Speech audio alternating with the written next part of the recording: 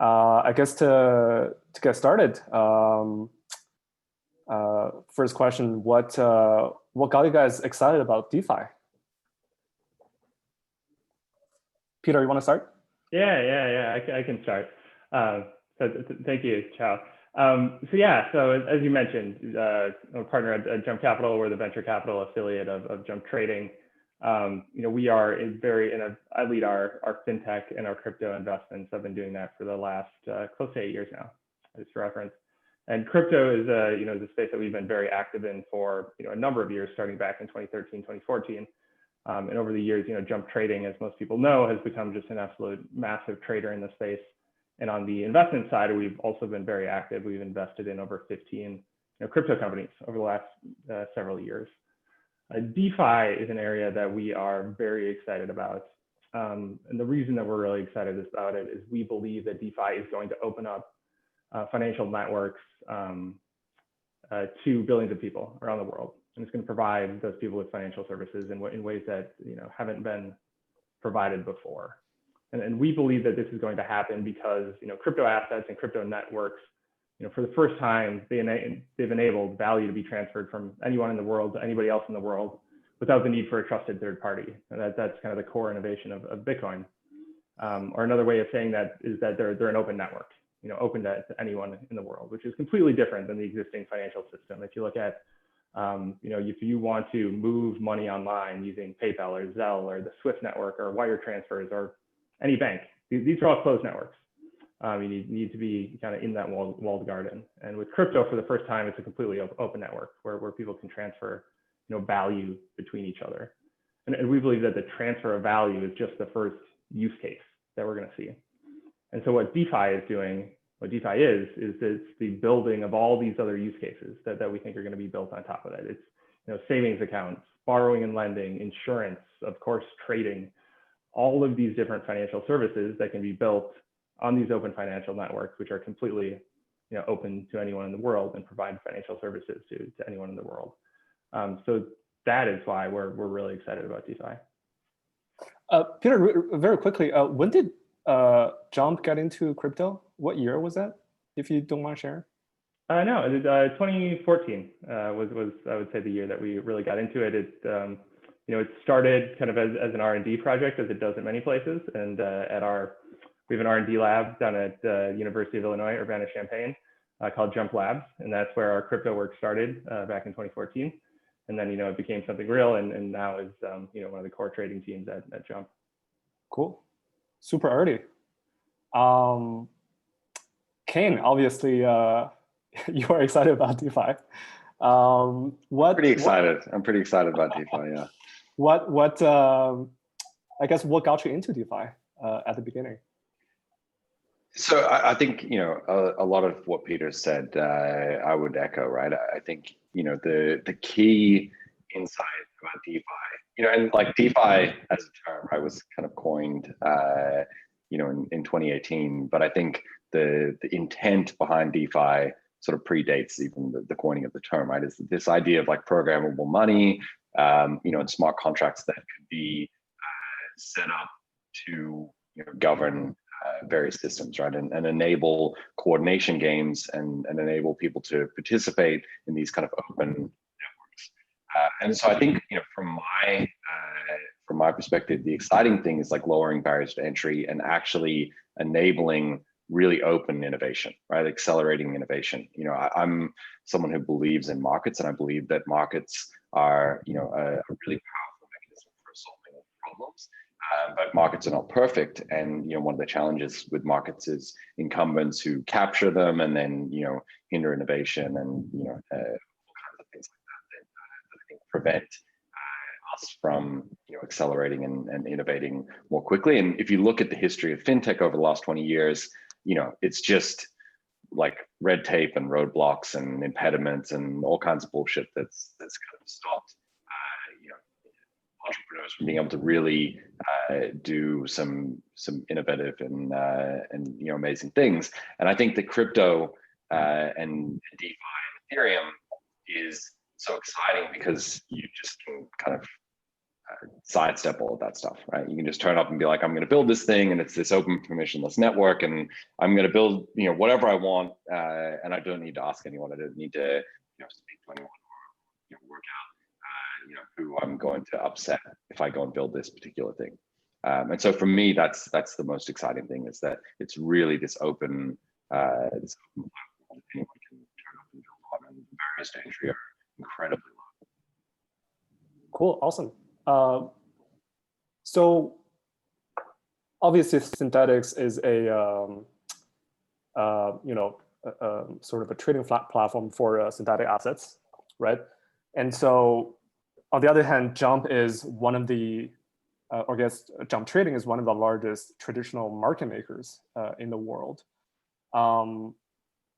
Obviously retail liquidity in DeFi is great. Obviously, DeFi is made for retail users, but institutional liquidity, like the one coming from Jump Trading, also brings a different type of liquidity, perhaps more sophisticated, perhaps more in larger quantity, right? And I guess perhaps the DeFi Alliance might be the first time where the two worlds, right, DeFi and the traditional market making, really cross each other's paths. But obviously there are huge hurdles. So I guess a question for both of you, right, like maybe a question for Peter first, is what are some of the challenges that potentially caused Jump Trading to not provide liquidity on DeFi platform, or like what are some of the hurdles that Jump would need to overcome in order to provide liquidity in DeFi? Yeah, so I think that there's two big hurdles for getting any financial institution or liquidity provider into DeFi. It's regulatory and technological.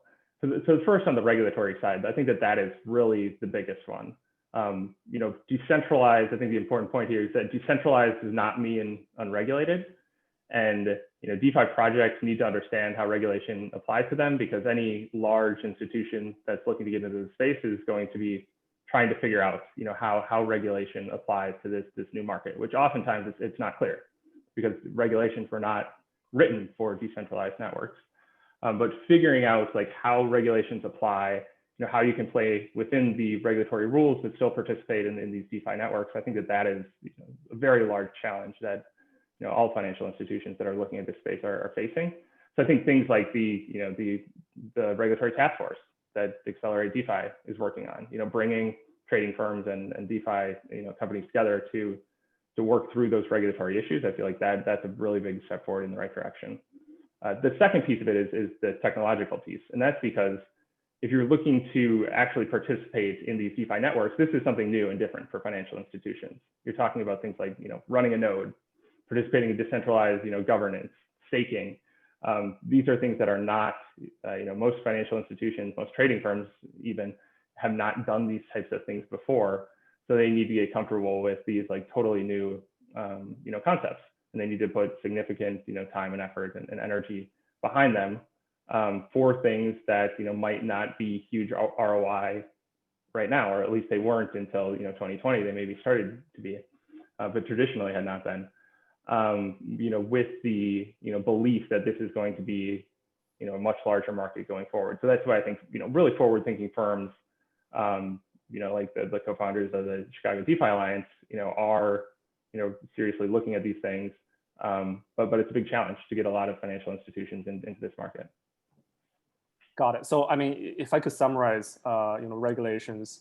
Actually, on the regulation part, I'm curious because Jump Trading is a prop trading firm, right? So it's not like entirely as regulated as, like, for instance, banks are, for instance, right? So what type of regulatory, like specifically, like what kind of regulations does Jump actually care about? Yeah, so there's different levels of regulation, and proprietary trading firms, I would say, generally can move faster than firms that have client assets, because there's kind of different regulations that apply there. But any trading firm, whether you have customer assets or you're trading your own assets, are going to be, looking very closely at the regulatory environment. They have compliance officers that they need to answer to for all their activities. All trading firms, are very careful, or at least the trading firms that are involved in the DeFi lines, very careful about the kind of the regulatory stance. So it's certainly different, and it's a different level of regulation once you apply in assets. But even for proprietary traders, there's a lot of securities regulations, et cetera, trading regulations, money transfer regulations, still can apply to them. So there's still a lot of things that you need to get comfortable with to get into this market. Right. Yeah. So if I could summarize, it's the regulations as well as the opportunity cost of building like a completely new tech stack on DeFi, which is very different from like building connecting to a centralized exchanges. That is much more concise and eloquent than I put it. Thank you, Peter. Kain, same question for you. I mean, obviously, you probably encounter some hurdles in trying to bring some, I guess, traditional market makers to Synthetix. What are some of those challenges that you face, and how are you trying to overcome them?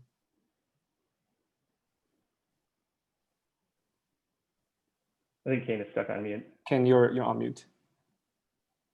Yeah, I couldn't unmute myself. Yeah, thanks, Imran. I think the correct answer, Peter, right, is that your compliance team would say Jump cares about all regulations, right? That's right. Yeah. No regulation left behind, right? So, I think when we initially participated in the DeFi Alliance, one of the most interesting things was that we needed to kind of convince some of these firms that DeFi was even real, right? Like there was definitely a sense that like this was cool and experimental and interesting as like this weird thing going on. But I remember vividly Kanav saying like Uniswap is kind of not real, right? And I'm paraphrasing, but like that was effectively what he was saying at the time, right? And I think that like over time people have realized that hey Kanav, what's happening? And like like on some like from the perspective of a traditional market maker, that is true. Like that's genuinely true, right? Like Uniswap is this weird thing. It's not really sensible. You're just going to get run over constantly until like people capitulate and are like, I'm out of here, right? But I think what we've kind of realized is that when you have these permissionless coordination systems, you can create new forms of liquidity that maybe have like different sets of trade-offs, right? And so I think that one of the kind of critical things was just expanding like the Overton window of like what was acceptable as like a possible way of trading or whatever, and kind of getting some of these firms to engage at all, which I think has now happened, and I think that's really exciting. I think the next step from there, which is maybe the even more interesting thing, is like work out how they can participate. Because the interesting thing about these systems is that having no privileged position, some of the advantages, like the competitive advantages that a Jump has in traditional markets, don't exist, right? Like everyone has like an equal role to play, and having like additional assets or liquidity doesn't necessarily give you an advantage. And I think that that's something that traditional market makers need to kind of wrap their heads around, which is interesting for us. Like Synthetix, for example, everyone turns up, they all provide liquidity, whether you're providing like $5 or $50 million, you are on an equal playing field. There's no advantage to that. So then you need to work out like, what is my edge here, right? Because ultimately, if you're a market maker, you want to know what your edge is. Like, how am I going to make money? How am I going to outcompete these other people? And I think that there are edges to be found, but they're not necessarily the traditional edge that you might have in like a normal marketplace. So Kain, are you specifically looking for professional market makers, or are you indifferent? I mean, indifferent's probably a bit aggressive, but like I'd say, closer to indifferent than we are specifically looking for them. Like we want everyone to participate in the Synthetix ecosystem.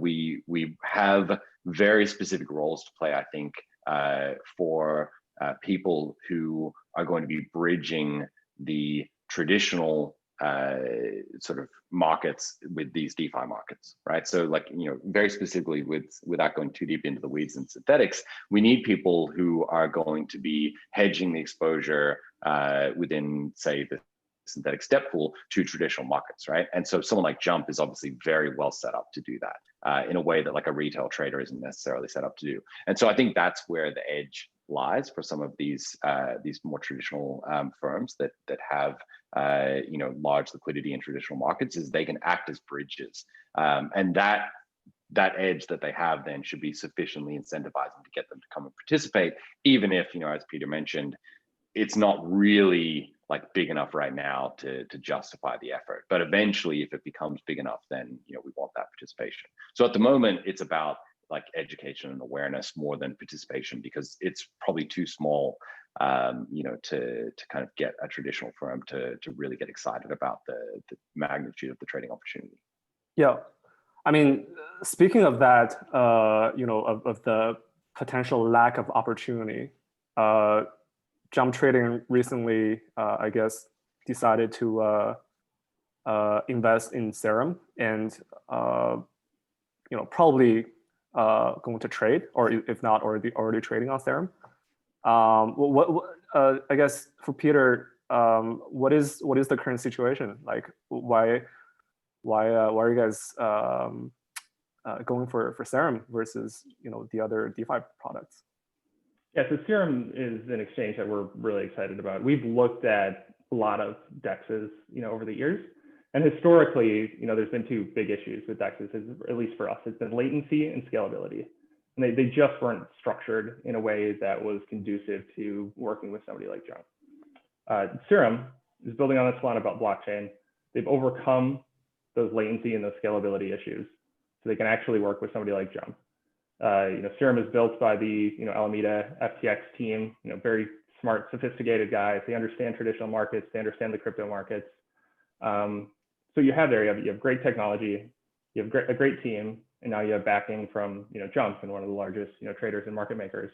So we're very excited about Solana. We're very excited about Serum. We think that is it's showing us at least one flavor of what the future of decentralized exchange is going to look like.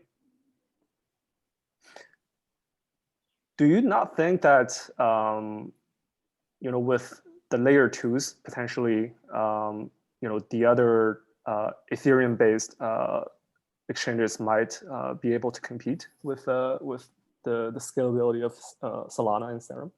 Yeah, we're very excited about that too, and that's one of the reasons I said we think that this is one of the flavors of what the future of decentralized exchange looks like. I certainly won't say that this is going to be the only flavor. I think that there are multiple other ways to build successful decentralized exchanges in the future that can work with parties like Jump, and certainly level 2 scaling on Ethereum is absolutely one of them. And there's a number of companies that we're very bullish on in that space as well. Yeah, in particular, I think Synthetix is working on a layer 2 solution, correct? Is this my chance to show optimism to everyone? Yeah. So we are I think one of the key guinea pigs for optimistic Ethereum. So we're very excited about that. We have been working very closely with the Optimism team for almost a year now, and I think that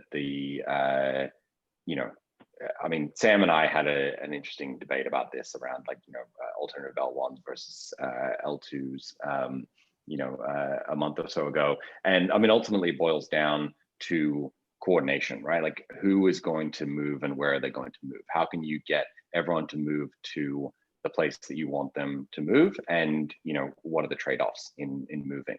And so I think that my view is the move to optimistic Ethereum requires significantly less effort on the part of other DeFi protocols. And so it's going to be easier to kind of coordinate them to move there, even if in an ideal world, it would be great. And I'm not saying this is the case, but it would be great if we all just agreed to move to Serum, or Solana and build things, that connect to Serum.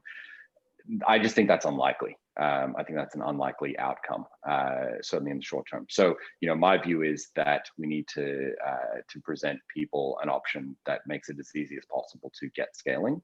But the reality is that irrespective of whether it's on, an Ethereum L2 or an alternative L1, we do need systems that more closely map, I think, to traditional markets in order to get large, firms interested.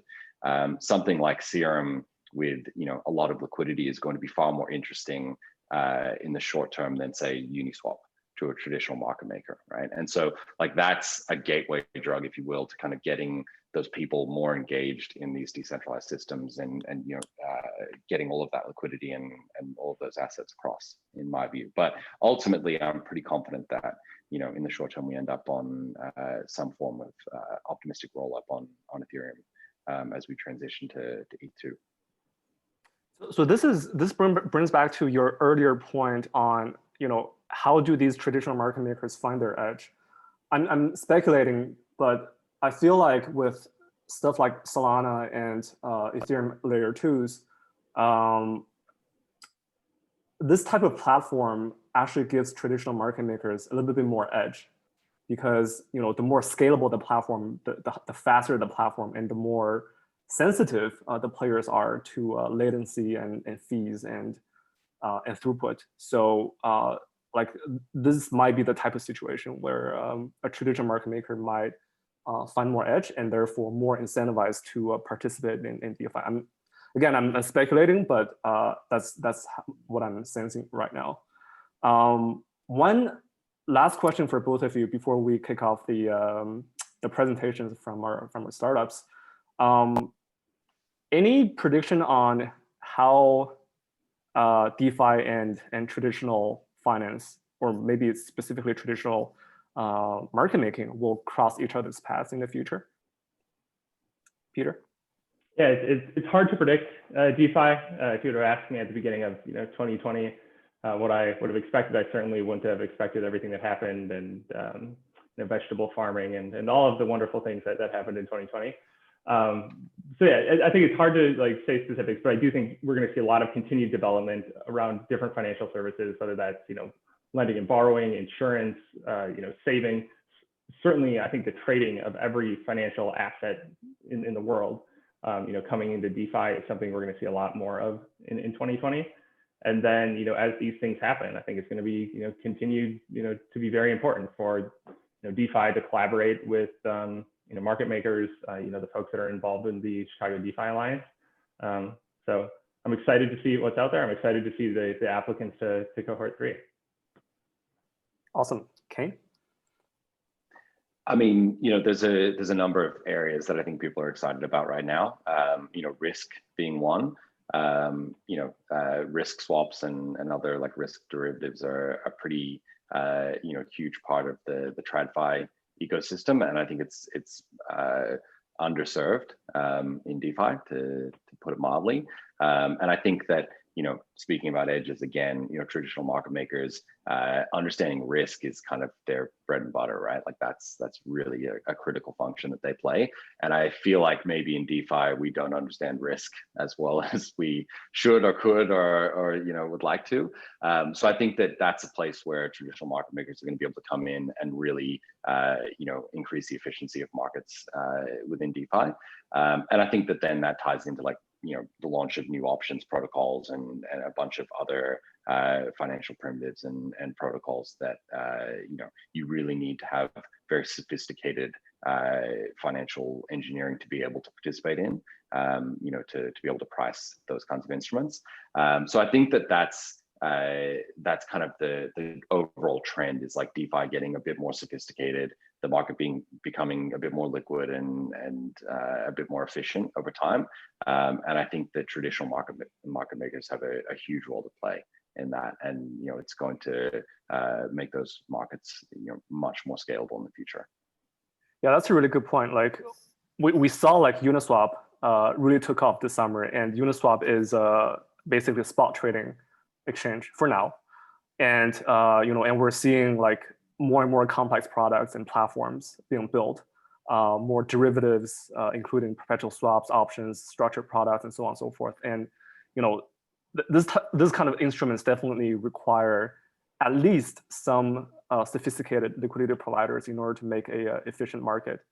So, and in fact, a good percentage of our cohort 3 or cohort number 2 in the DeFi Alliance are building decentralized derivative platforms. So it's definitely a trend that we're seeing in 2020 and probably going to be a pretty dominant in 2021. So with that said, thank you both, Kain and Peter. Great chat. Back to you. Thank you. Yeah. Thank you, guys.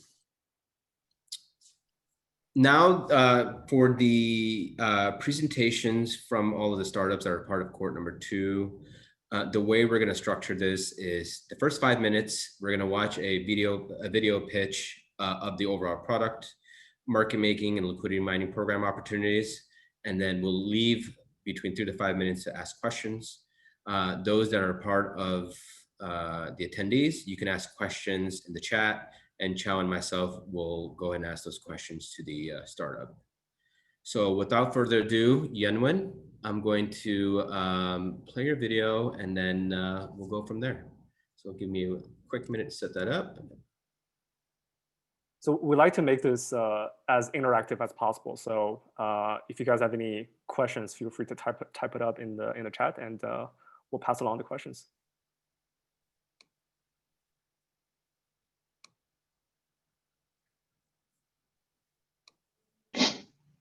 Hi, I'm Yenwen. I'm the co-founder of Perpetual Protocol. Perpetual Protocol is a decentralized perpetual contract protocol with a new AM design called Virtual AM. It's like a decentralized DMAX meet Uniswap. The protocol is ready to use, and we are in the middle of our second testnet trading competition right now. We are overwhelmed by the response from traders and happy to share some numbers here. We give out 10,000 testnet USDT to each user. Totally, we have 1.3 thousand traders joining the competition, and the total trading volume so far is 1.3 billion. We are seeing around 150 to 300 traders trading on the platform daily. The competition is still going on, and you can join the competition at rinkeby.perp.exchange. We are also working with Harvest Finance right now to build a strategy by using Perpetual Protocol to hedge the risk. Harvest is a decentralized hedge fund like Yearn. They are constantly looking for better stablecoin strategies, which can have higher yield, but stay market neutral at the same time. For example, we are working with them on a Uniswap strategy that it takes DAI as collateral, and it sells 40% of the DAI to Uni, and pull the DAI and Uni into the Uniswap Uni DAI pool to earn the transaction fees. Last time I checked, the LP of Uni DAI pool earns around 40% APR right now. At the same time, the strategy also purchased 2x Uni short token from Perpetual Protocol in order to hedge the risk of Uni price depreciation. This is clearly a winning stablecoin strategy comparing to other yield farming strategy now. And I think this is a perfect example of how Perpetual Protocol can be the building block of DeFi Legos. The reason we can provide above service is because of the novel virtual AM design, which can bring up to 20x leverage and long short positions on a XYK AM. It also supports every asset if there is a stable price fee we can use. For example, Gold, BTC, or any ERC20 tokens. New markets can be launched easily by a governance proposal. Because we virtualize the AM without real token in it, so we can config the K that by an algorithm. For a liquid market, we can actually set the K to a large number, which enable a lower slippage for the traders.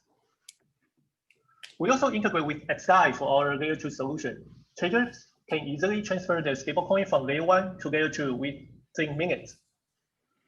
Once the stablecoin are on layer 2, traders don't have to pay any gas because all the transaction costs are subsidized by Perpetual Protocol. It also runs faster because of the 5-second block time on XI. We have launched an ERC20 token called Perp back in September. This is a governance and staking token. Stakers can earn around 50 to 100% APR rewards with backing after the mainnet launch. We will also launch the transaction mining program after the mainnet launch. For every trade, we will rebate 80% of the transaction fees in a week, and 20% of the transaction fee in 3 months, and then 20% of the transaction fee in 6 months. Here's the timeline of the project. We've been working hard on this project since last December. If everything goes well in the trading competition, we will launch the mainnet by the end of this month. We are looking for help in the following area. If you are interested in transaction mining, please join our transaction mining program and earn 120% fee rebate from trading or arbitraging on the platform. We are also looking for funds or projects who are interested in using our leverage token like our partnership with Harvest Finance. And we are also looking for people who can run keepers and help us safeguard the protocol. We are a team of 10 people based in Taiwan. Xiao and I have been working together in crypto since 2017, and we joined Binance Lab incubation in 2018. Feel free to reach out to me by my email, Telegram, or our Discord server. Thank you.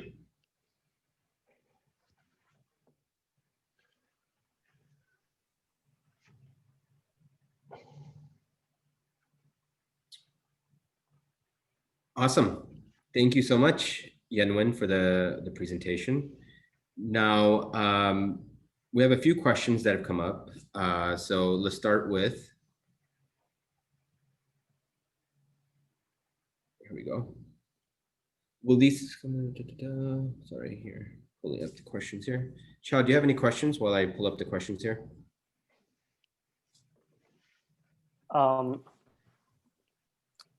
Yenwen, are you, I guess, what is the biggest challenge for you currently?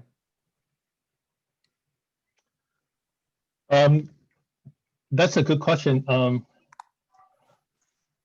I think right now, making everything on mainnet, and I mean, this is a new design, so I mean, it works on paper, but we don't really. I mean, like we have been, we had 2 trading competition already, but it's still not mainnet yet, so we don't really know. I mean, like we try to work with like auditor, we try to like do a lot of like internal sessions on like how it will go wrong, but I think trying to prepare for everything, that's, I mean, try to make everything ready is really hard. Yeah, I think that's the challenge we have right now. Yeah, we've been deployed like several times. Yeah, the technical challenges basically. I guess, I mean, it's pretty. I think it's more like operation. I mean, like how to operate this network. I mean, you have lots of different actors in the network, and then of course you have hackers on the other side that are trying to take profit from you. So yeah, I just I'm more worried than excited. I mean, to launch a mainnet, yeah. But anyway, I mean, like we will just like we have to do that. Yeah. Yeah, I mean, especially handle like millions of dollars of volume, yes. Trading volume, and capital. It's normal.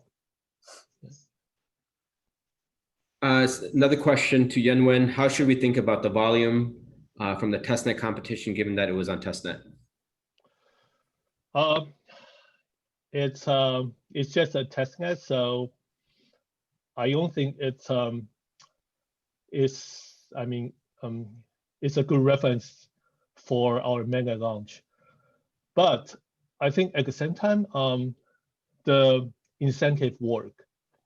I mean, we got like over actually it's like like 1.3 thousand traders, much more than we thought. I think maybe we give too much rewards, which I don't think so. But anyway, I think just by setting up a good incentive program like what we have on the transaction mining, I think that will be a very attractive way to attract, I mean, liquidity or traders trading out here. Yeah, I think, yeah, that's it. Cool. Actually, here's a really good question. Well, actually, let me do Leslie's question first. How quickly does the ETH USDT update prices on Chainlink what happens when the 5% margin isn't enough to adjust for moves? Who takes the losses? That's a good question. So the chain link update, they update when the price the price change, I think like 0.5%. So it's not a constant update. It depends on the price. So, but once it update, so it depends. I mean, like, I think it's per day. I think it's like maybe like below 10 times, around there, 10 times per day. So it's kind of slow. But for us, because we only use the Oracle for the funding payment, so we only use that once per hour. So we don't, I mean, like, we are now, the system is not working like Synthetix. You need the constant price fee. So we only need that per hour. So we don't really have this strong need for Oracle. Yeah. Do I answer anything, everything? I mean, I think there's the next question. What happens when the 5% margin isn't enough to adjust for moves? Oh, yeah, that's a good question. So we have an insurance fund. So if the move is larger, and then some of the collateral are under collateralized, some assets are under collateralized, we will, pay for the loss by the insurance fund. Okay, so it's basically similar to how the centralized perpetual yes. swap exchanges operate. Mm-hmm. Cool. Cool. Any final questions before we move on to Paraswap by Mounir?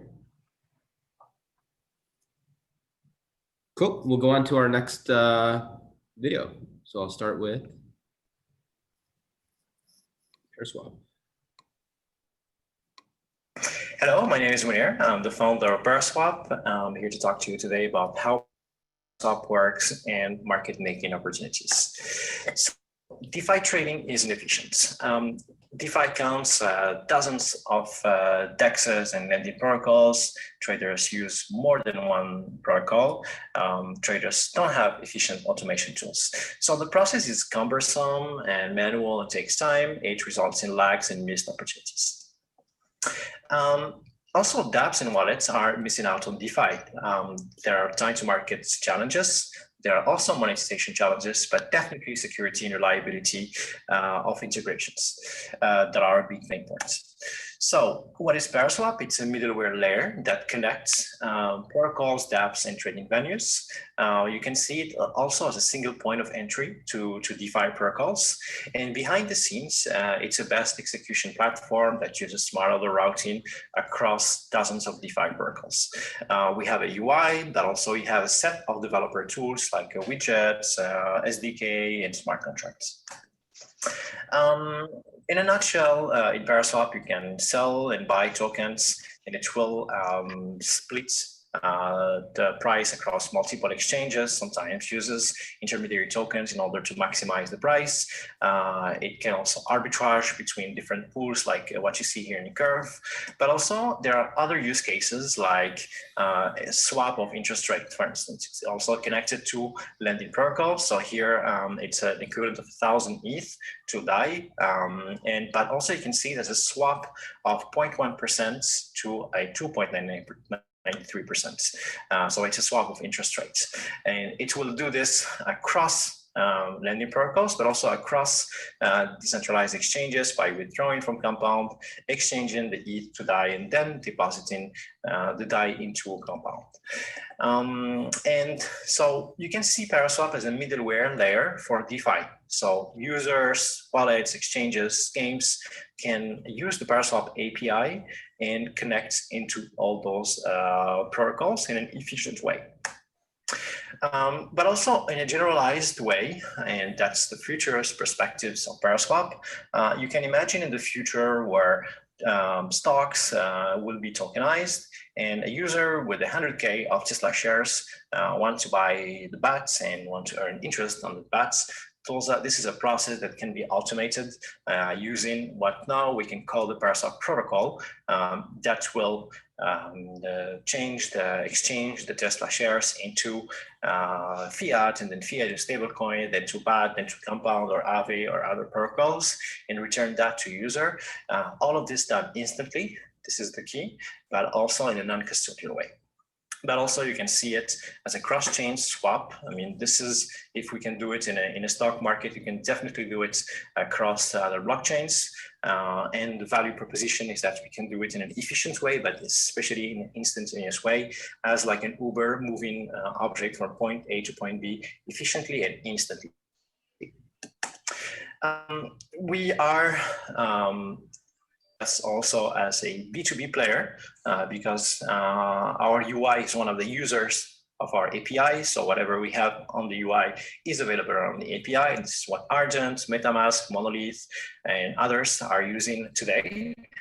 And it allows them to access protocols, DeFi protocols as we saw before, but also we have something we call Paraswap Pool that is a set of market makers providing liquidity to those users from our UI to the integrations we have. This is an RFQ system and the market makers, the incentive they have is by providing liquidity, we provide the volume in exchange, so it's a win-to-win situation. But also we are upgrading into L2, layer 2, so that we'll have a higher TPS and much more transactions and much cheaper transactions. And there we'll have a similar system of RFQ, but also an order book system to make it even more efficient. And added to the incentive of providing volume to market makers, we are also introducing a liquidity mining program so that we add also an extra incentive for market makers. So if you want to know more, please talk to me. I'm reachable on Telegram, Twitter, or by email, but also feel free to visit paraswap.io to know more. Thank you.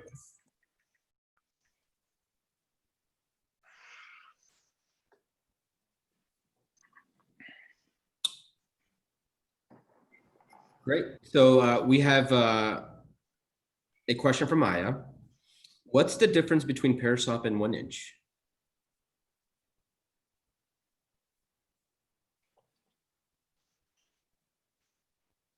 Right, you need to unmute Mounir. Oh, that's right.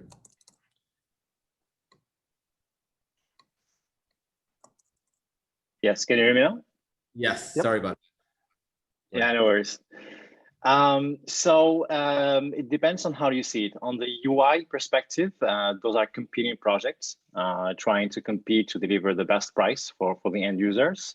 But Paraswap, its aim is to place itself as an infrastructure product or as an API product. So the UI is a proof of concept of what we're doing.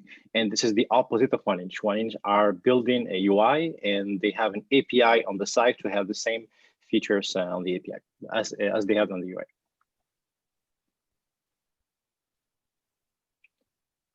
Wait, sorry, Mounir, I'm not sure if I understand fully. So are you you're saying you're an API first product? Yeah, exactly. Yeah. Okay. Exactly. Yeah. So you really try to bridge or reel in the, I guess, the sophisticated liquidity providers or takers, right? Because they're the ones who can connect to an API.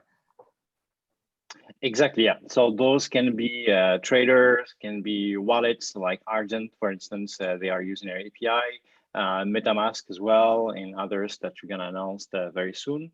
And we optimize for the API. So our efforts is putting more on the backend side and much less on the UI. We use the UI to have the first user of our API. So that was the goal of having the UI. Got it. Go ahead. Question from David.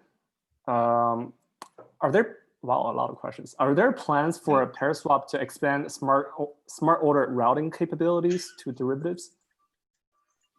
So we have these thoughts, but we don't have something concrete yet. We are still focused on order routing for exchanges and lending protocols right now. But we may look into options as well in the future. Cool. A question from Xingshu. A general question. What's the strongest value proposition for liquidity aggregators? What if liquidity becomes more and more concentrated in specific pools such as Uniswap, Curve, Balancer, etc.? Yeah, so that's a very good question. I don't think it will happen for the simple reason is that fragmentation will always take place, as we can see in traditional markets. And DeFi is a much more open market. So liquidity can fly from one place to the other, but also those exchanges have different characteristics.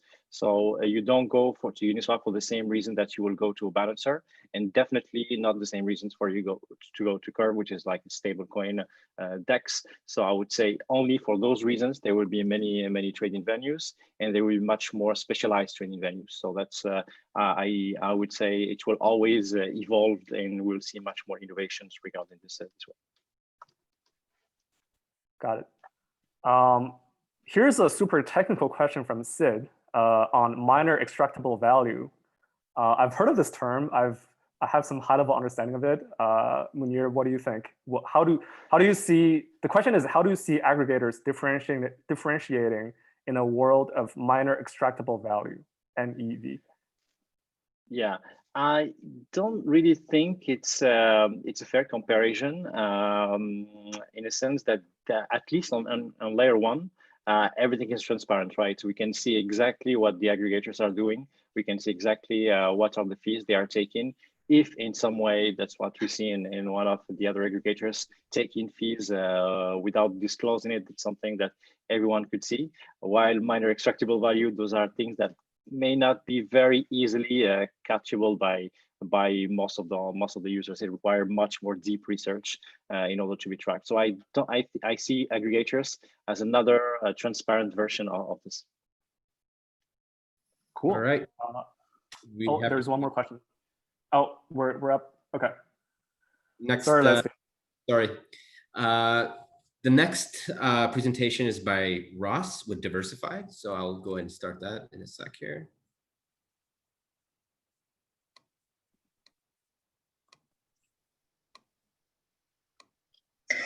Hi everyone, my name is Ross. I'm the co-founder of Deversifi. Deversifi is a high-speed Ethereum layer 2 DEX built on the Starkware settlement technology, which is ZK rollup of Elysium type technology. We launched 4 short months ago. I've been building ever since. One of the main advantages of Deversifi is that we offer traders deep aggregated liquidity from a range of centralized exchange sources. So for example, what you're seeing here on the main trading screen is the ETH USDT market. And this is a combination of both Deversifi and Bitfinex orders for this market. What this means is that Deversifi can offer traders deep aggregated high-speed liquidity. They can trade from their MetaMask or Ledger in real time privately, so no one can reverse engineer their trades for very low fees, competitive with centralized exchanges, and no counterparty or exchange risk. They can always get their funds back if the exchange was to go offline for any reason.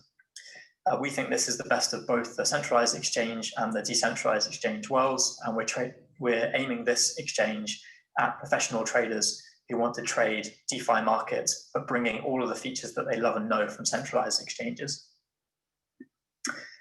We launched 4 short months ago. We were incubated by Bitfinex. We have now got about $6 to $7 million of customer funds deposited to the exchange and about 600 registrations and growing. We're launching a couple of very interesting features over the coming months, such as the industry's first fast withdrawal service from our L2 DEX. And we're also launching a liquidity mining program. So the first of 2 actually liquidity mining programs is based around our Nectar token to gain on-chain liquidity for Nectar. We're calling this Beehive version 1. The way this is going to work is that traders stake Nectar into various on-chain liquidity pools to earn yield. They can then trade on Deversifi itself for up to 2 times reward multiples. They don't have to trade on Deversifi, but we hope they will. This program will stretch for about 12 weeks and is funded by between 1.5 million and 5 million worth of Nectar, which is coming from Bitfinex's investment in Deversifi, so it's non-dilutive. Importantly, the Nectar earned in this program is vested for 12 months. because we want to attract long-term supporters of Deversifi to the exchange. We're targeting about 3,000% APY. It'll be a fair launch, so no one needs to rush in. And this should give us about $10 to $15 million of Nectar on-chain liquidity in various places that we can use for various things. Hopefully going live within 2 weeks. All subject to change, but I just wanted to show you a quick screenshot of one of the testing pages we've got live at the moment. This is the kind of thing that it will look like. Very exciting. The second liquidity mining program that we will be running is centered around our lending protocol. So we will be launching a lending protocol in about 20 days' time, which traders can use. They can stake their assets into single asset pools, such as Usdt,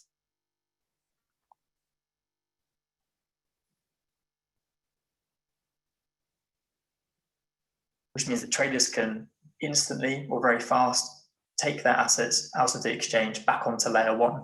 This is one of the main pain points facing layer 2 DEXs at the moment for everything ranging from ZK rollups to optimistic rollup DEXs. So we're very excited to bring this service to the market. Traders will be getting yield from the assets that they lend into the pool, and we'll also be topping this up with Nectar. For version 2, the base yield that those lenders will earn will be Aave, and then they will get extra yield from the fast withdrawal fees that we charge. We'll be using strategic pools, and we're targeting about 2 to 5 million liquidity per pool initially, with about 30% APY. And the really interesting thing here is traders aren't exposed to impermanent loss because these are single asset pools. Launching within 4 weeks, just wanted to show you a quick screenshot of what it will look like. Very similar to sort of lending protocol that you might know, such as Aave or Compound. And that's it from me. If you would like to get involved with either of those programs, we would love to help support you in any way that we can. So please do get in touch, email, Telegram, Twitter. My name is Ross. Thank you for listening.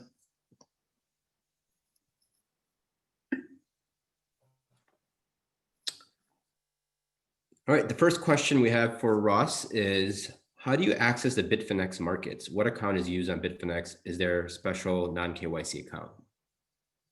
Yeah, so am I muted? Can you hear me? Yep. Yep, good. Sorry, I think my video was lagging there, so I hope you guys caught the presentation, but happy to go over any other bits, probably dodgy internet in the UK. But to take the question, yeah, we bridge Bitfinex liquidity for most of the markets on Deversifi. The way we do that is by borrowing inventory from various sources and using that so that traders can execute immediately against our inventory on Deversifi, and then we back that out, back it with the Bitfinex markets.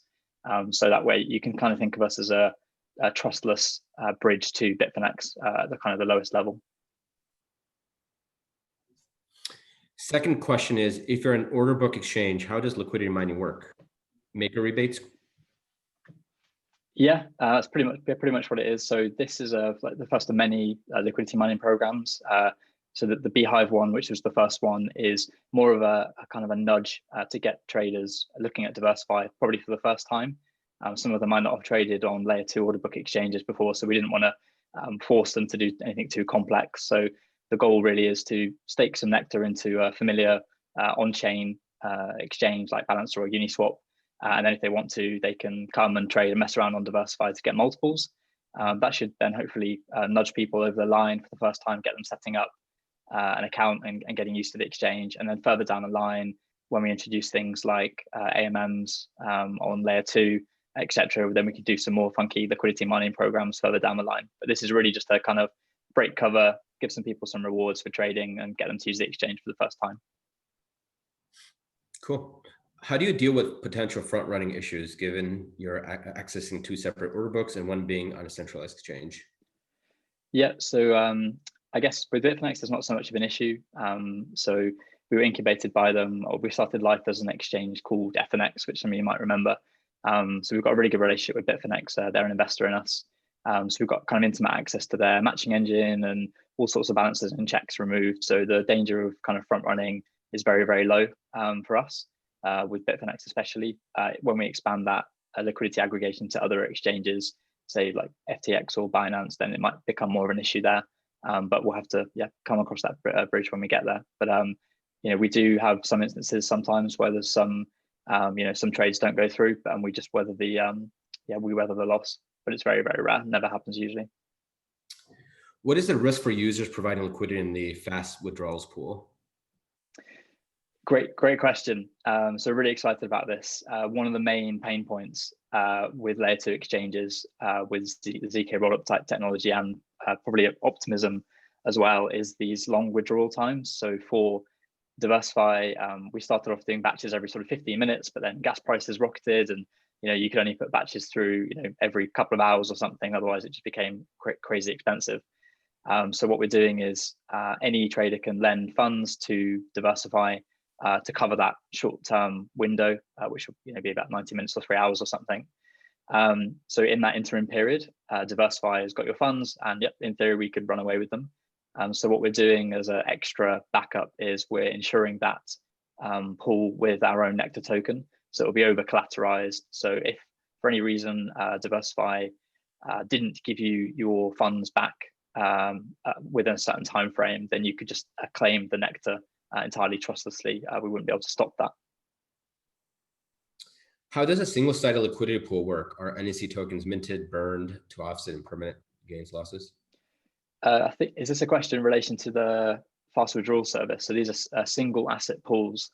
So you could loan your wrapped Bitcoin to Deversifi, and then it's only that asset that gets used to feed wrapped Bitcoin fast withdrawals. So it's not like they're all going into one pool and then we kind of dip in and out and exchange stuff in the background. Each pool's separate and gets utilized separately. And how are you planning to construct the 2x multiplier rewards for trading on Deversifi? Danger of wash trading? Not wash trading, I guess, because I guess everyone's paying fees. But you'll have to do certain volume thresholds. So to get to 2x multiples, you'll be doing X amount of volume.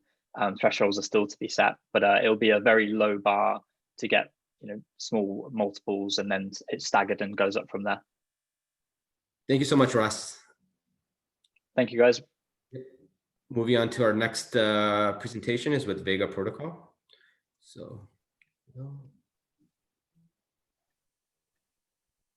Hi everyone, it's Barney, and I'm here to tell you about Vega Protocol and how it's going to revolutionize decentralized derivatives.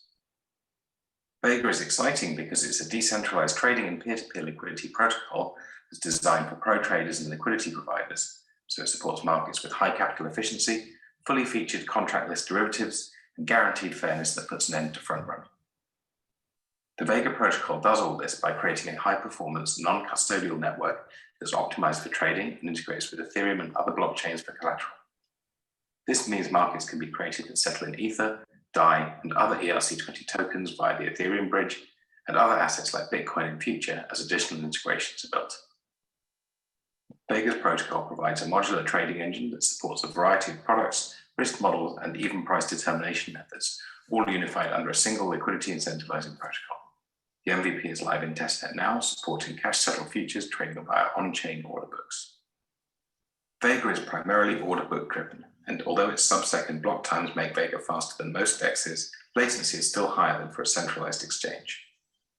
To mitigate this and make it as easy as possible to supply liquidity using Vega, we built a number of special features into the protocol that help liquidity providers. The first of these is pegged orders. A pegged order is a special type of limit order that's automatically repriced as the market moves. Rather than specifying a fixed price, the trader provides a peg reference like the market's mid price or best bid and a price offset. For instance, an order may be pegged to mid plus 5, which means that after processing each incoming transaction, the order is automatically amended so that the price is 5 ticks higher than the current mid price. This happens instantly and doesn't cost anything, allowing a market maker to massively cut down on the effort and number of transactions needed for their liquidity supplying orders to follow the price in the market, and meaning that the order is repriced even within a block in response to price moves that the trader would otherwise not be able to react to. The second important innovation is the ability to automatically spread liquidity provision over a set of pegged orders. This allows a liquidity provider to specify their own bespoke pricing curve on each side of the book and have order sizes automatically calculated based on their overall liquidity commitment once other limit orders they've placed are taken into account. With these tools alongside classic limit orders, liquidity providers have full control over how they supply liquidity. They're free to make the trade-off between aggressive pricing with a higher probability of execution which is valued most highly by the protocol, involves the most risk, and more conservatively priced orders at a wider spread. To put this all together, the Vega protocol is designed to reward liquidity providers who create markets and make and keep liquidity commitments. Vega's economic design aims to maximize useful trading opportunities by incentivizing liquidity providers as owner-operators of the markets they trade. They make decisions about markets via the governance protocol and bear some risk when they provide liquidity, but are rewarded with the bulk of the fees paid by traders. Whether a liquidity provider is the market creator or joins them later, they commit liquidity by putting up a stake or bond alongside the margin required for their orders. Doing this obliges them to provide liquidity while their commitment remains active. In return, the protocol distributes a share of the fees generated by trading to each active liquidity provider. These fees are set by the market makers themselves, bidding for their preferred fee level, and the amount received by each is determined by the size of their commitment and the relative size or value of the market when they joined. Joining a smaller market, usually early in its life, is analogous to investing in a company with lower valuation and will bring greater relative rewards later if the market grows. So that's a quick run through of the liquidity on Vega. We've designed a protocol with fast on-chain order books, high capital efficiency, and a host of other exciting features. Vega has a sophisticated model to reward liquidity providers sustainably with fee revenue as well as through liquidity mining token incentives. The Vega project also has a packed roadmap, and in the coming months we'll be AMM-style passive liquidity provision, tools for decentralized regulatory compliance, new products, and more to the protocol. We'd love to talk to you about integrating with the testnet, how you can get involved with the launch of the network, and other initiatives like the markets and liquidity program. If you'd like to know more, you can get in touch with me at barney@vega.xyz or reach out through the DeFi Alliance.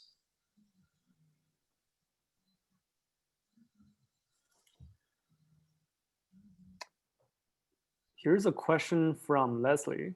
What is the risk reward of doing an order book DEX cross-chain? What technology are you using for cross-chain? Hey, great question. Yeah. I guess the risk reward of doing an order book DEX cross-chain, effectively we kind of have, you have to do something cross-chain or a sort of layer 2 solution or a scaling solution in order to do an order book DEX really and trade with assets on Ethereum. So the risk reward is kind of similar to some of the other layer 2 solutions. The biggest risk reward point, I guess, for something like Vega is kickstarting the network, and we have a kind of pretty comprehensive progressive decentralization plan to de-risk that part of it. And then in terms of the technology we're using for cross-chain, it's actually developed in-house. So Vega is a chain that's built on top of Tendermint, and it's sort of entirely customized. We have a custom Ethereum bridge that uses a bridge contract and the Vega validator nodes to have a completely decentralized bridge to Ethereum. And we also have plans for bridges to Bitcoin, Polkadot, Ripple, and other chains in the works as well. So cross-chain basically means that like I can access the platform using like an Ethereum wallet or Polkadot wallet and Solana wallet, like any of these. Is that what, like from a user point of view, is that what it looks like? Yeah, exactly. So from a user point of view, when you log into the Vega testnet, you'll actually find that you get connected to the testnet and you simply use MetaMask to send your DAI or your Ether to the Vega smart contract, and that gets locked up in a non-custodial way. Then that DAI or Ether is kind of deposited with the Vega network and can be used for trading, so kind of similar to transferring things into a layer 2 solution. And then when you're done trading, you submit a withdrawal transaction and get out the other side and get your sort of gains or losses that way. Got it. Question from Peter. How are you solving front running in more detail? Oh, this is a great question. So we have a great researcher called Klaus who's been sort of researching Byzantine fault tolerant systems and consensus in fact since before the Satoshi white paper. He joined the team sort of a year and a half ago and was working on this problem with us, and he's developed a pre-protocol at the consensus layer, which is called Wendy, the good little fairness widget, which is actually a consensus layer pre-protocol that effectively means that if the quorum of honest nodes sees your transaction before someone else's, then that protocol guarantees that your transaction will also be scheduled in the block before someone else's. So Vega, unlike most blockchains, doesn't schedule the block according to how much fee you pay. The fees are set based on the size of the trade, and the transaction ordering is done fairly. And there's some great, he's done some talks at the AFT conference this year, and there's a paper up on our website. So do take a look, and it explains all the detail. We actually also have an open source repo with a demo of that protocol as well you can take a look at. Cool. Is the, I guess this is a question for myself, is the settlement cash settled or physically settled? Yeah, so the first products are cash settled. That is simply from the point of view of just putting a kind of MVP live. The system is designed to be a kind of trading engine with a execution, settlement, risk management, and pricing engine. So initially we're focused on cash settled futures. In future, we can have different risk models. We can have other products, including perpetual swaps and even bespoke products and basket products. And also we'll be able to do physically settled futures and stuff like that in future. But for the first 6 months or so, will be cash settled futures. And are the pegged orders the only type of orders, or are there other order Absolutely types? not. No. So we support all the normal order types of IOC, FOK, standard limit orders, market orders, and then the pegged orders exist to allow you to kind of deal with some of the latency issues. So obviously, if partway through a block the price has moved, you can actually say, I want to do an IOC order that's one tick better than the best bid at the time it arrives, and it'll automatically be priced there as the block's processed.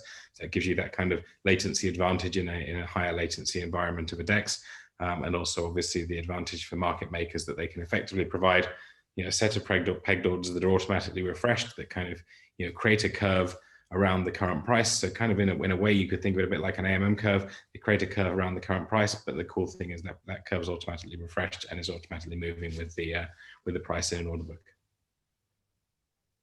Cool. Thanks, Barney. All right, we're going to move on to our next presentation with both Bette and Ruitao with the Acala Network.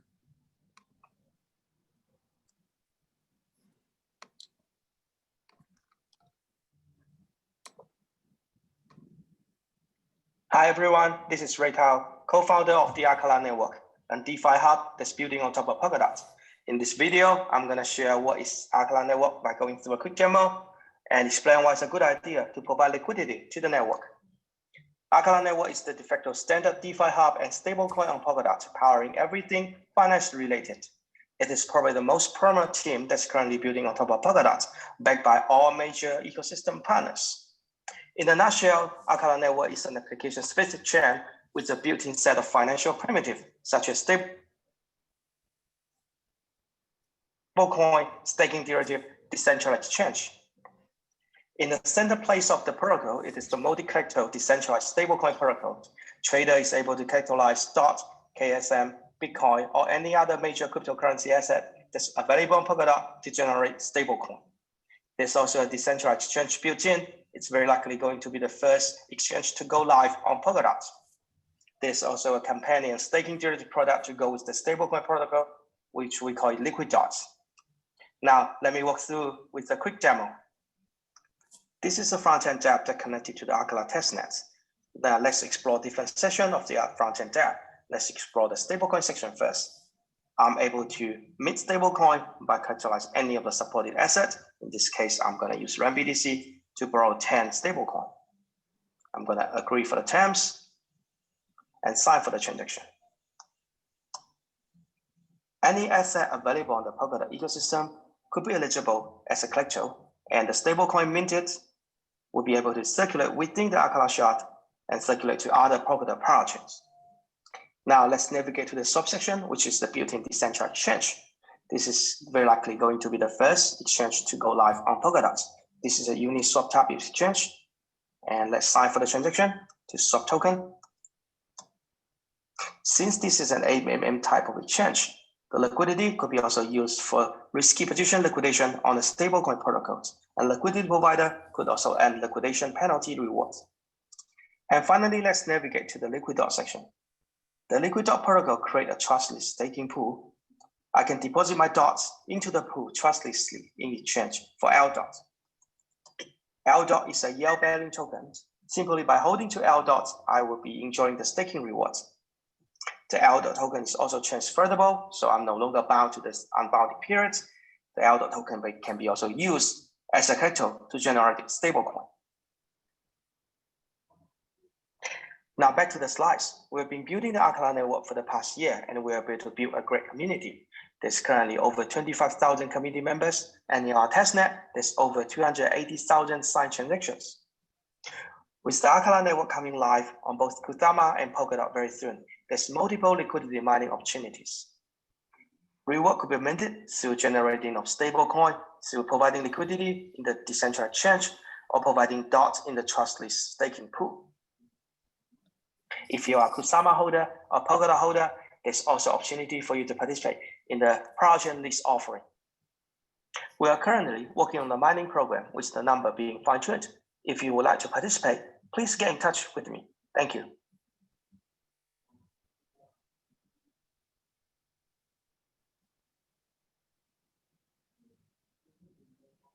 All right, so we have a number of questions. Where can we see mainnet DeFi activity in Polkadot? Is there a MetaMask equivalent for Polkadot? Let me just unmute you, Ruitao. Yeah, there's already an Polkadot.js, which is an extension very similar to MetaMask. This that I showed in the demo. So I think almost the mainnet is coming live very, very soon on Kusama, maybe with a month or so. And once it's stable on Kusama, you will be coming to Polkadot. What role does ACA play with or Acala play within the ecosystem?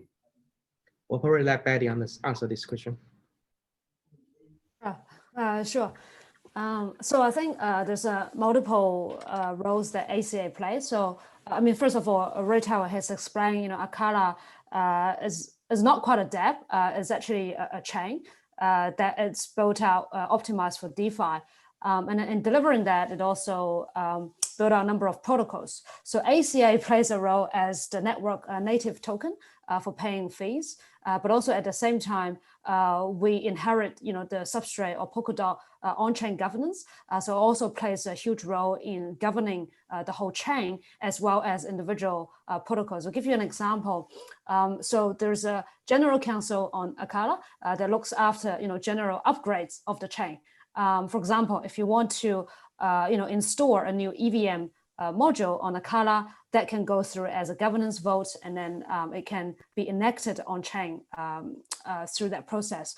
But also individual protocols, for example, stablecoin or other DeFi protocols, they can have their sub-consoles to manage their financial risk parameters.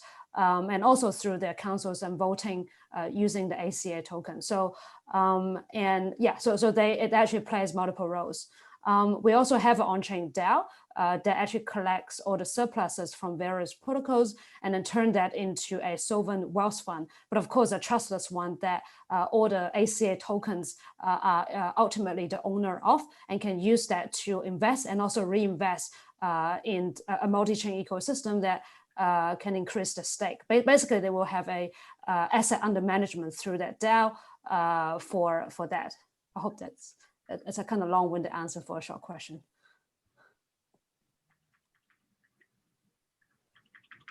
Awesome. And why did you select Polkadot over Ethereum? I think the reason that we choose Polkadot is because the ability to take a shot and fully customize for a particular domain. In our cases, we customize a shot in Polkadot, fine-tune for finance. I think that's the idea behind why we go with Polkadot. Cool. What do you need from DOT before you can go live? So I think we don't have a lot of dependency on Polkadot except the ability to run a project, which is coming live very, very soon. We've been checking closely on the Roku testnet. So once the project functionality is available on Polkadot, we're going for an auction and bound for project. Once you have the project, you pretty much have the security governed by the Polkadot network, and we are good to go. And pretty much everything happened in the shard is governed by the token holders. What do you think is the main risk with the DOT protocol slowing down your execution speed? Well, beside the main dependency that we talked about there, I don't foresee any other major risk for now. I think going too fast might be a risk.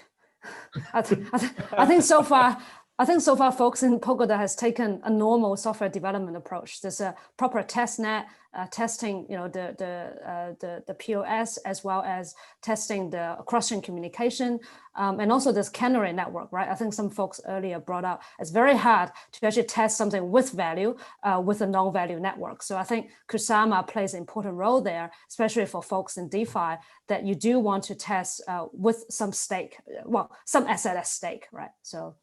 Yeah. Cool. Why not wrap existing stablecoins such as DAI or ETH to Polkadot, but have a new multi-collateral stablecoin, AUSD? Well, there are definitely going to be DAI circulating within the Acala shell and within Polkadot. We don't see a single chain to them go. We see the interconnected blockchain future.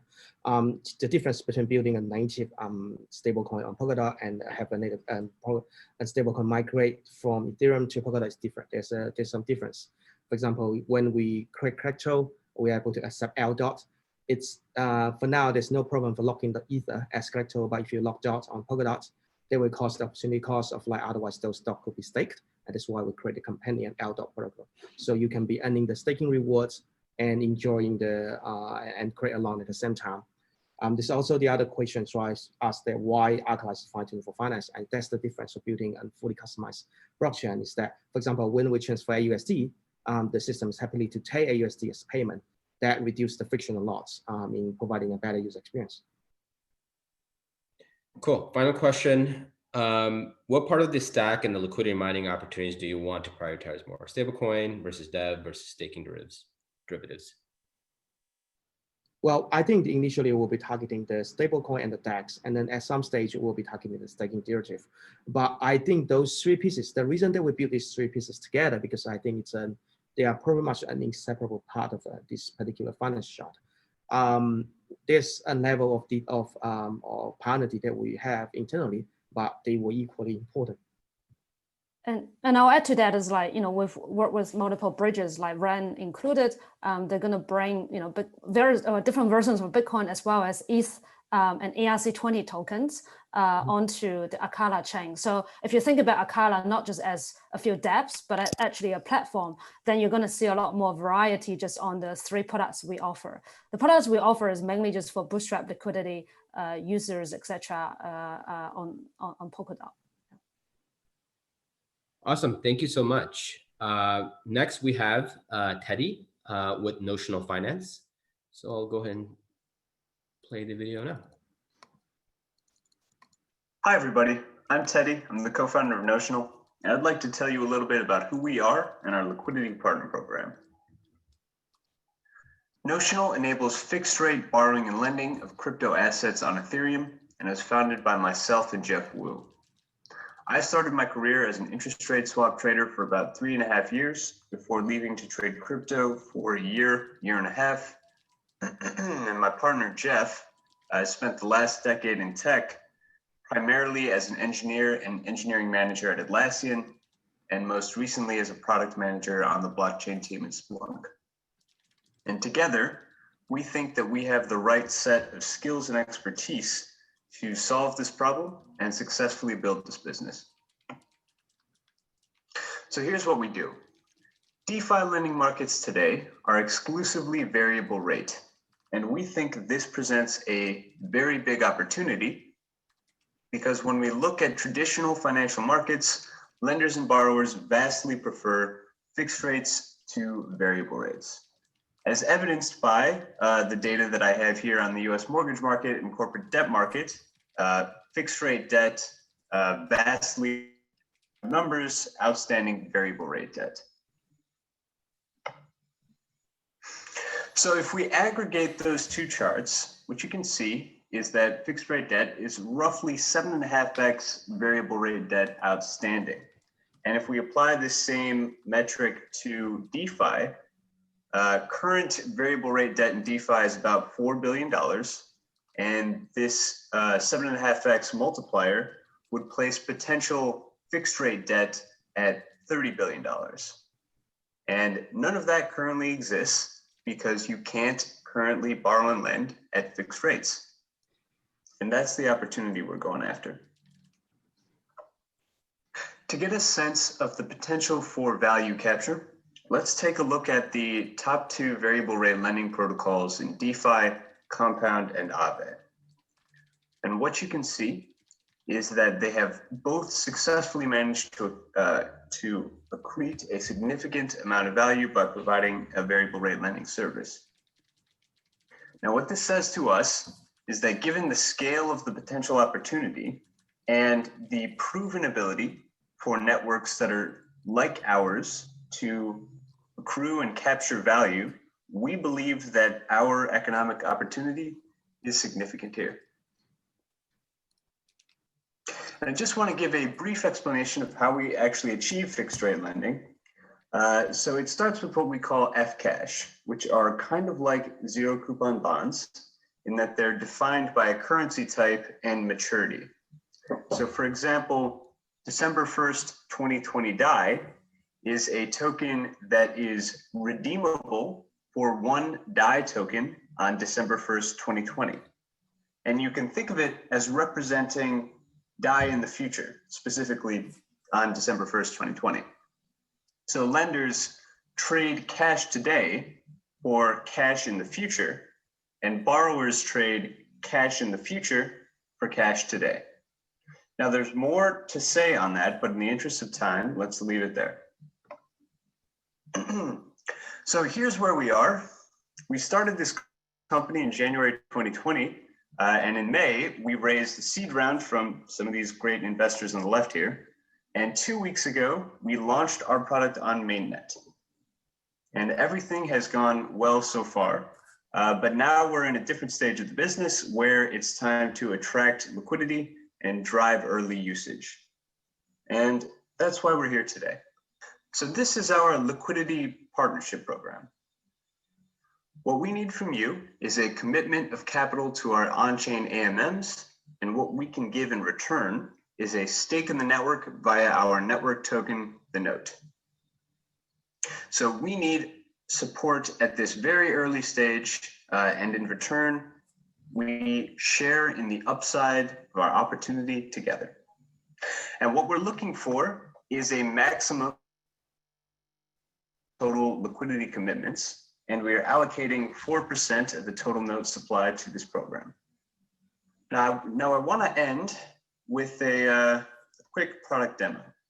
So here we are on the landing page. I'm going to lend 100 DAI for April 2nd, 2021. Okay, so I'm going to earn 3.99 DAI in interest. Confirm, submit.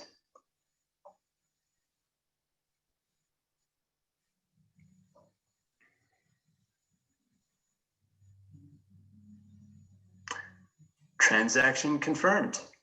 All right. So I am the proud owner of roughly 104 April 2nd, 2021 FDAI. So thanks for listening. If there's anything you'd like to know, if you're interested in learning more, you can visit our website, follow us on Twitter, or just shoot me an email at teddy@notional.finance. Thanks.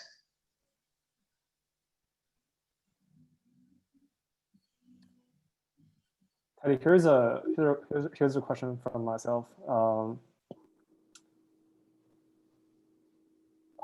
What kind of use case do you think, why would people borrow at a fixed rate versus at a floating rate? Is there any difference in terms of use cases? Yeah. So I think basically what a fixed rate gives you is certainty. And so for some people, it's simply going to be a matter of preference. So, I think that a lot of the people that currently use variable rate lending in DeFi are traders. And we've seen interest from some of those people to borrow at fixed rates instead of variable rates, just because of the certainty that it provides. So these are, people that want to borrow against, their BTC or ETH holdings to finance yield farming activities in DeFi, and just want to lock in their borrowing rates for an extended period of time. So that's one. So those are that's an initial use case. But I also think that kind of a killer advantage of fixed rates is sort of more applicable to longer dates. And that, I think, will help bring in kind of a different kind of borrower than currently exists, right? So a different kind of use case that isn't strictly related to trading, right? And I think that, one of the potentially really exciting things is the ability to actually get token projects to finance their operations via borrowing against their treasury holdings. So that's sort of like more like corporate debt markets. So that would be, yeah. So I think that is a use case that fixed rate borrowing opens up that doesn't currently exist with variable rate borrowing. Here's a question from Becky. How is your protocol different from Yield protocol, which went live recently? Yeah. So Yield protocol is taking a relatively similar approach. So what I would say is right now, our protocol is different in that we allow you to post many different types of collateral, and we can support different kinds of different assets to borrow and lend. So basically, like, our protocol is set up to support multi-currency, and theirs is not, to my understanding. Additionally, we allow you to borrow against your loan in a different currency, as well as liquidity tokens in a different currency. And so that enables you to borrow with a lot more capital efficiency because you're earning yield on your collateral.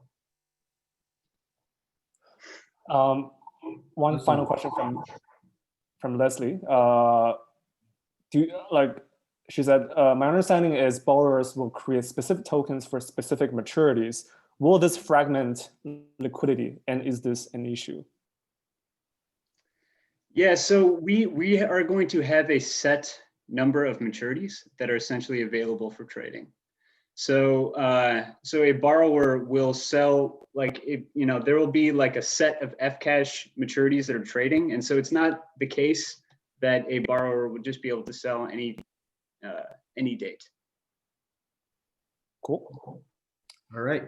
Time's up. There's a lot of questions for you to answer in the chat. Yeah. It's honestly, it's a little distracting, but I guess that's good. So yeah, you guys have to move ahead, but please email me, share my contact information, and Ron, please. Yep, we'll do. All right, we have Felix from Index Coop.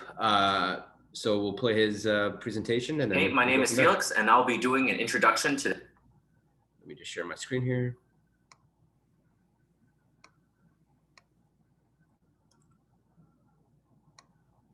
Hey, my name is Felix, and I'll be doing an introduction to the Index Coop.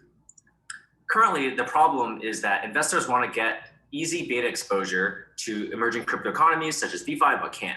Existing products are inaccessible, centralized, or derivative products. And the solution is a crypto native decentralized ETF product. Essentially, these are tokenized. They are tradable in secondary markets. They serve as primitives for other protocols. Another property is that they're fully collateralized.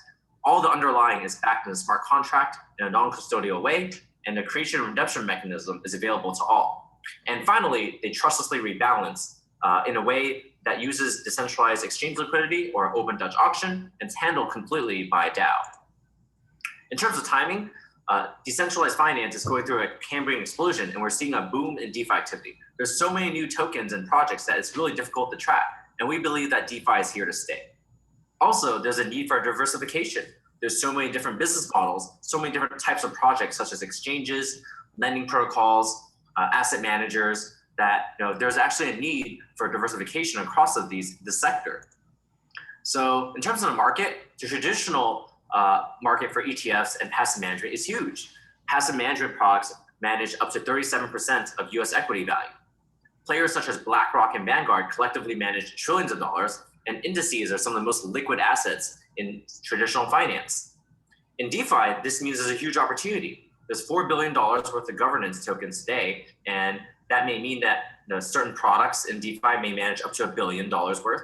There's no winner in DeFi offering yet for index products. And the other thing is that creation and redemption and secondary market trading will be seamless. And we can see that this being one of the most liquid assets in DeFi.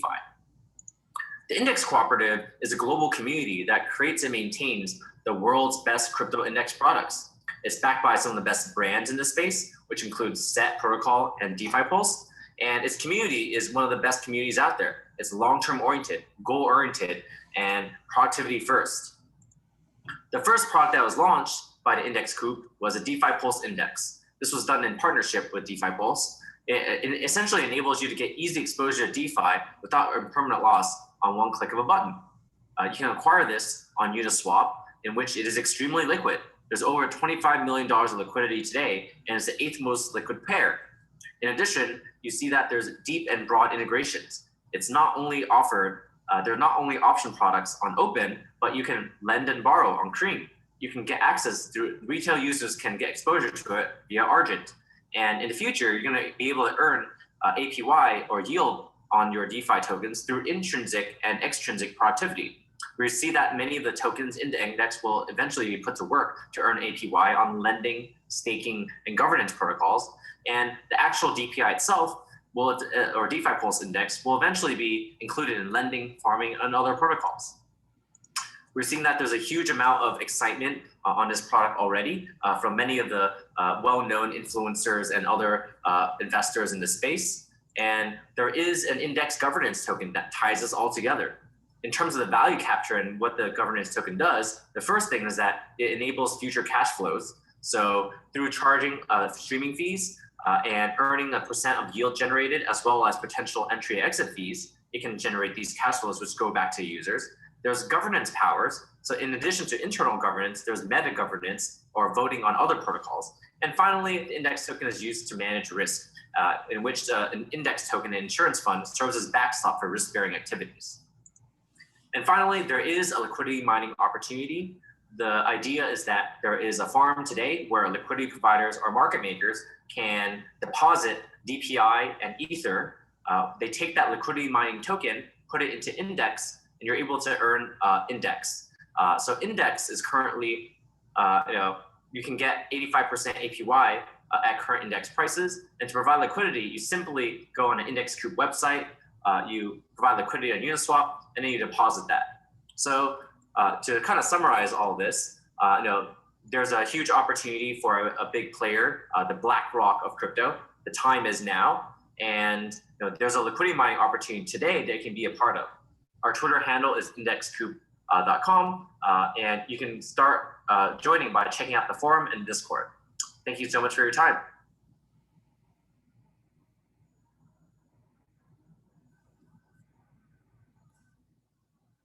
Cool. Any questions for Felix? Let me turn his mic on.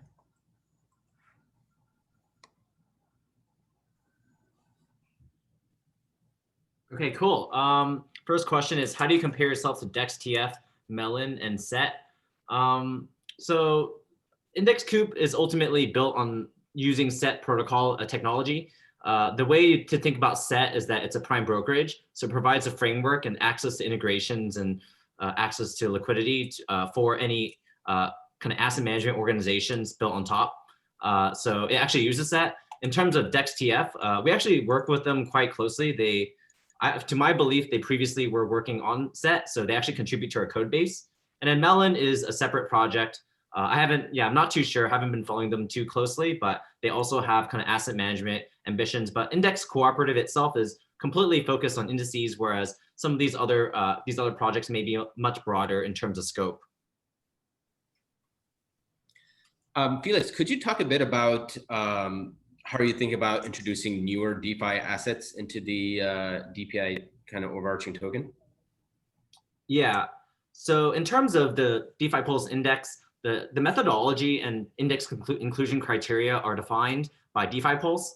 They have a website called Pulse Inc. where you can see the entire methodology. So it is not the community or us that decides what it is. It's a third party. And that's really important because then you actually have an unbiased view of like what DeFi should be. And if you have a biased view, then the thing is that everyone's just going to just try to vote their own tokens in.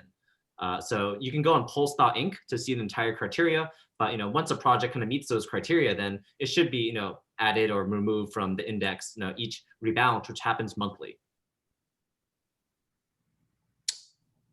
Question from John: Is index the next version of token sets? They're different. Token sets is a UI that serves some of the products of set tokens on basically sets on top of set protocol. Index is kind of index cooperative. Coop.com is just a website that is specifically focused on index related products and an organization around it. So I think index is the way to think about it is that it's a crypto BlackRock or a Vanguard. And typically BlackRock in a traditional world, they interface with prime brokerages like Goldman Sachs, Morgan Stanley, or OTC desks to do trades or to do certain types of activities. In the same way, Index Coop is a client to set protocol. Got it. And could we see other types of variations of tokens in different markets? So, let's say decentralized storage is an example, et cetera. How are you thinking about kind of the future? Definitely. Well, on the first day that the Index Coop launched, there were maybe a dozen proposals of new indices to be added. But what we realize is that it's really important to focus the attentions of the community on getting one index to scale first. So right now, the entire focus of the community is kind of making the DPI successful. And one really cool stat today is that it was actually covered in Bloomberg Crypto. The DPI was referenced as kind of the main measure of DeFi success or the price movement of which. That's cool. Franklin, what are the first 2 or 3 significant proposals that Index Coop might vote on? So we are already at IIP 8. So there's already been 8 proposals that have gone through. One of the first ones that we're proud of is we started a code of conduct, in which the community, should kind of treat one another, and it kind of started outlining that we need a set of values and cultures and principles to act by.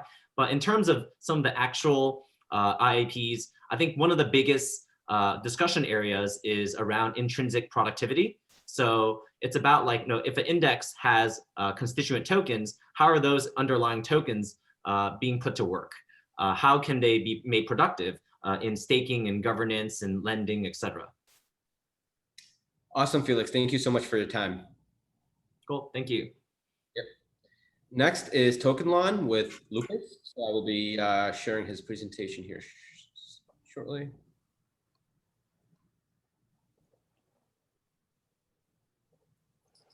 Hello, everyone. This is Lucas from Tokenlon.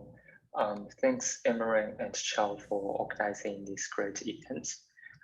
Because I have only 5 minutes, so I'm going to jump right in.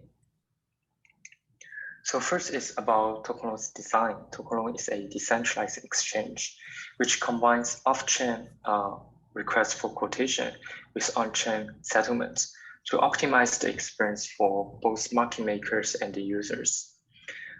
Actually, Tokenlon team in early 2018, the team did 2 DEX integrations in the mToken wallet. One is on top of Kyber network, and another one is a traditional audiobook 0x relayer.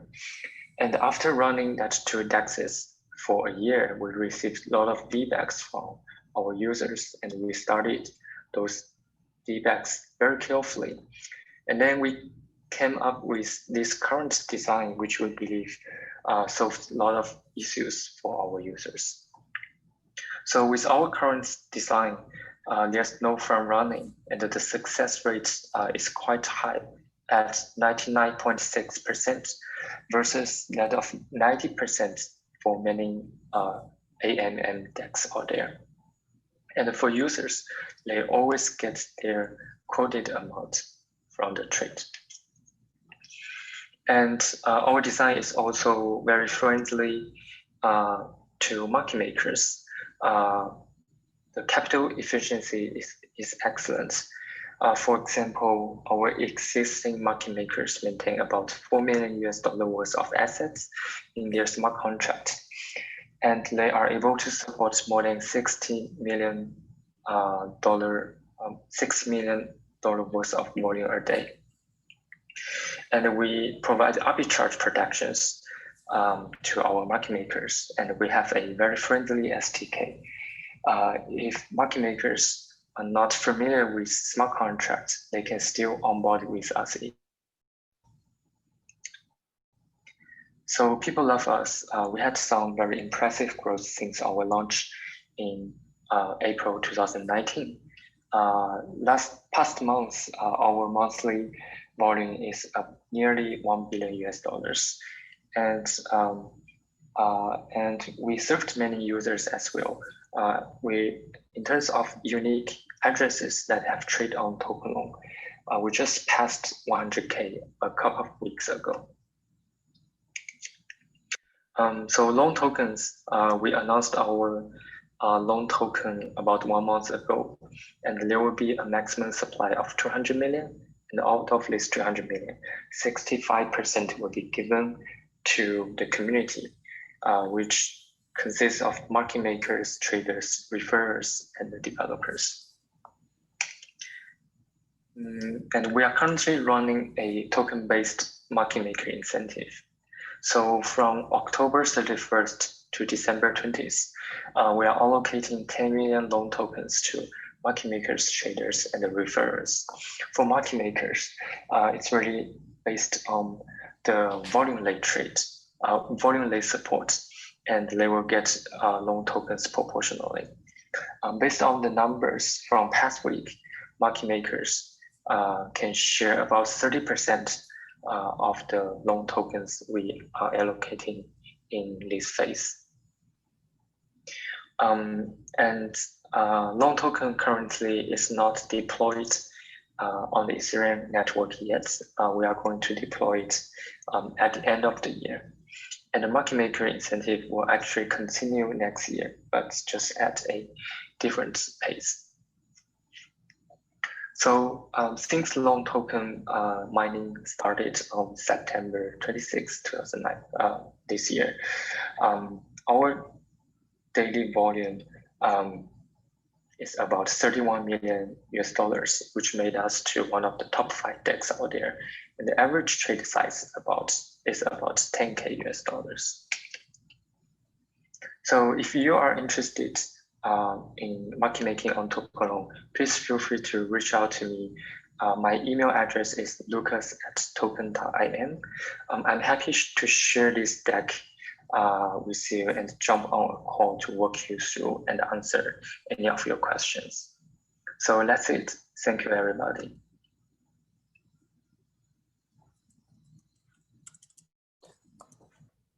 Lucas, the volume chart that you showed us is quite impressive because I mean, it's been growing throughout the cycle. Like most other DEXs are pretty cyclical in terms of trading volume, right?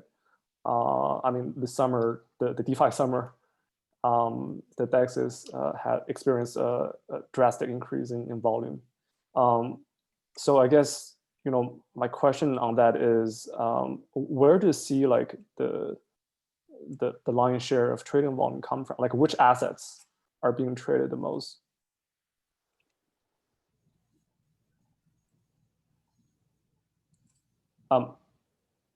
Lucas, we can't hear you.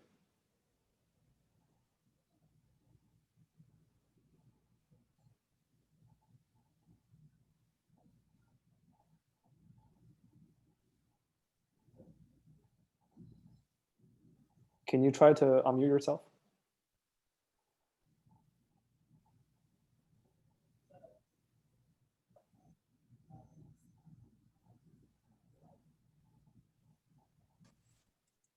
Can you hear me now?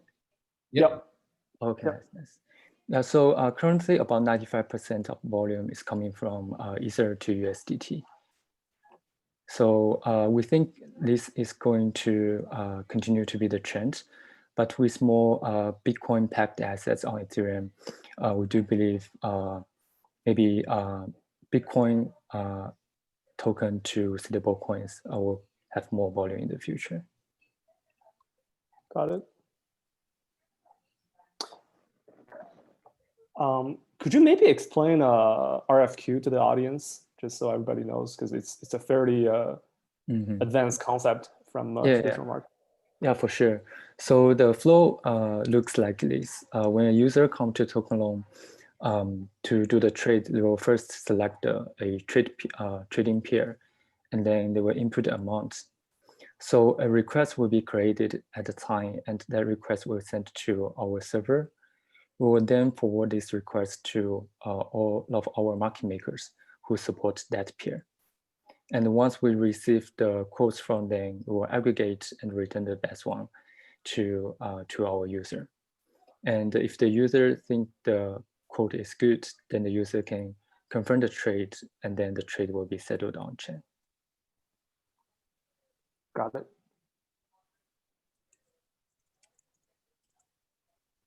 Any questions from the audience?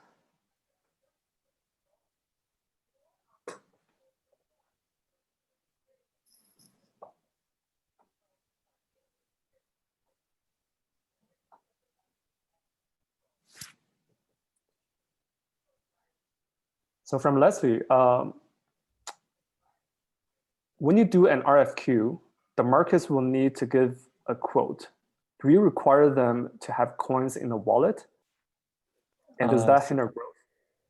Yeah, so actually it's that the market makers, they will have a smart contract, and then they will maintain the assets in that smart contract. So so I think it will be, yes, that market makers will have to maintain assets. But I don't really think it hinders growth at the moment, because like I mentioned, the capital efficiency is very great for our market makers. And I don't think they are currently restricted by their capital limit. Got it. Cool. Thank you, Lucas. Mm-hmm. Awesome. Next we have is Jean from MCDEX. So I'll play her video next.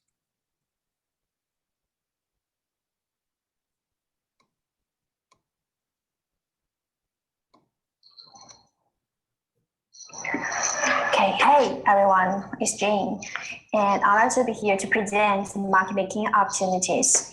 And to put it simple, MCDEX is a decentralized derivatives exchange of perpetual swaps. And this baby has been born for almost 1 year. So first, let's take a look at what happened in the past 1 year. So as you can see that our team basically roll out a new version every 6 months.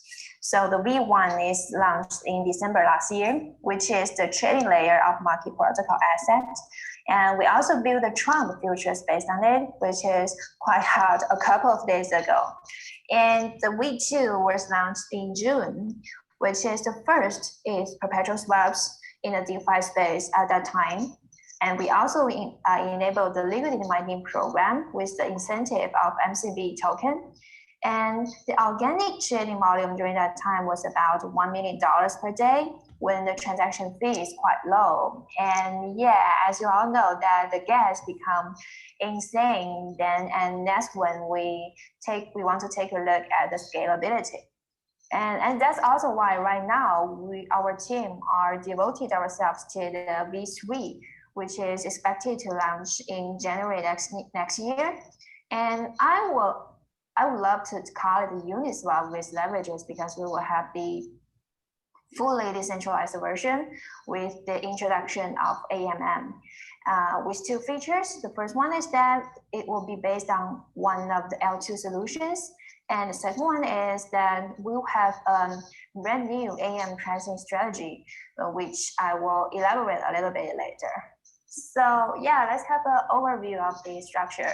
The financial structure of our V3 perpetual swaps is exactly the same with the C5 perpetual swaps. And the most shining point here is that the totally new MCDEX Amm Pricing Strategies. Actually, we have proposed AMM formula like several months ago, but at that time on L1 the Oracle price deviation is not enough to support it, so we didn't execute it. But right now for V3 it's time, so we have did tons of researches, and finally we have concluded to the Amm Pricing Strategy, which is a system of pricing functions instead of one pricing formulas. So yeah, as an LP, you can provide the liquidity with only one asset. Also, the capital efficiency is about 100 times of that in V2, the Uniswap-like pricing formula. And yeah, so as an LP, in our system, we have designed very advantageous in terms of the revenue to the LP. For example, the funding rate is designed to be advantageous to the LP. And also the larger the AMM risk exposure is, the larger LP the larger revenue that LP will receive. So of course, in our AMM, the LP will take the market making risks, which is taking the positions, holding the positions. So in our design, to put it simple, we have been put a lot of efforts to be more advantageous to the LP revenue. So we have the MCB incentives, and this token economy will also be upgraded, and it will be announced about 1 month before the launch, before the V3 launch. And yeah, I think that's pretty much of it. Expecting more institutions and individuals to become an LP of MCDEX. If you're interested, feel free to let me know via my email, jean@amcolo.com, or my Telegram, jean_MCDEX. So yeah, that's it. Thank you.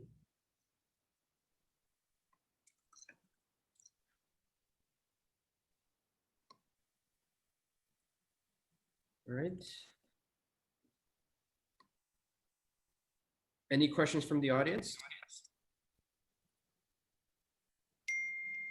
I have an immediate question for Jean. You launched about, I'd say, a little bit less than 7 months ago. Could you tell me a bit about like how you bootstrapped your protocol, and what was some of the early user feedback? Okay. Yeah, so our V2 was launched in June, about like 4 months ago. And at that time, we actually have a hybrid model, which is include the on-chain AMM and the off-chain on the book. In that way, like, and especially in the initial stage, we can simply involve the market makers from the other book, so that to bootstrap the liquidity at a pretty early stage.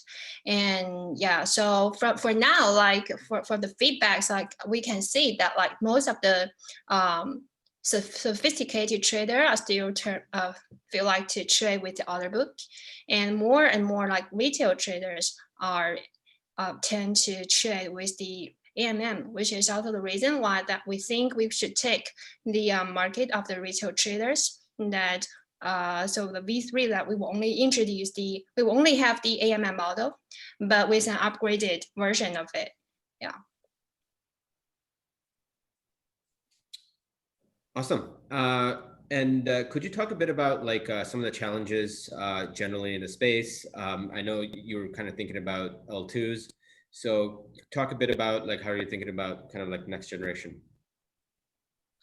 Yeah, so our next version will be based on one of the L2, which is like the user experiences will be much more compared to the centralized exchanges.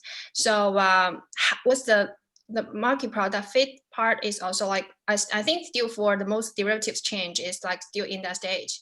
So we have spent a lot of effort on that. I think the most key point here is whether the retail traders can get to know the platform and to get familiar with the product. I think that will be something like quite challenging for now, because everything is unknown.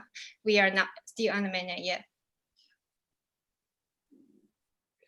You have a question from Sid.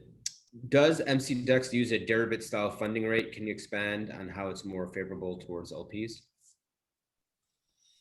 Yeah, so the funding rate, yeah, I will simply put a short answer will be yes. that it's similar to the mechanism is similar, but the fundamental mechanism is not. Yeah. So. And like how it will be more favorable to the LPs. So that's something I'm sorry that I cannot disclose right now. Right now, we are working with the Toran and his team to validate our model. When this whole collaboration is done, then I think that will be the time to disclose it. But for now, what I only can say, the point is that we can the design is more favorable. The details can be shared later. Cool. So I would say probably final question is, what are some of the, I know you talked a bit about V2 and V3. How do you kind of see the overall landscape change, and where do you see MCDEX kind of fit? Actually, you know what, pause that. Final question from Marshall Beard. Any progress on next generation products on MCDEX, structured trading funds, as an example? Yes, that's actually a good question, because we actually right now are working on a product called MC Fund, which is similar to the structured trading funds, but we haven't launched it yet. It was designed on V2, but right now we are thinking maybe it's better to launch it based on the V3. So for MCDEX, our team is more focused on the base protocol, but we hope the ecosystem can take the role to develop more structured trading funds based on the my protocol that we built. But yeah, we also have that plan. So let's see what happens in the future. Because we think that structured product in a DeFi is something that we really like right now, and which has a great potential. So yeah, I'm sure about at least like this, the structured fund can definitely happen based on the good quality base protocol like perpetual swaps. Awesome, great. So next we have is Rafaella from Pods Finance. So I'm going to play her video. We'll go from there.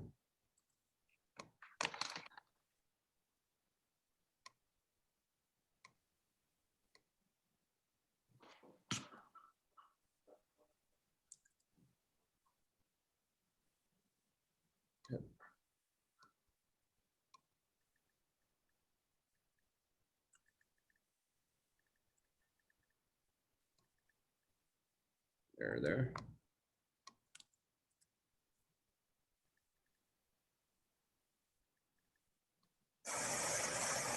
I'm Rafaella, co-founder and CEO at Pods. We're using options to unlock structured products in DeFi.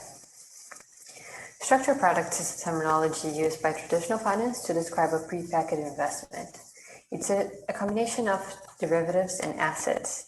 There are hundreds of combinations one can do with structured products. They're highly customizable, and it is possible to do ways with more precision. Today, there is no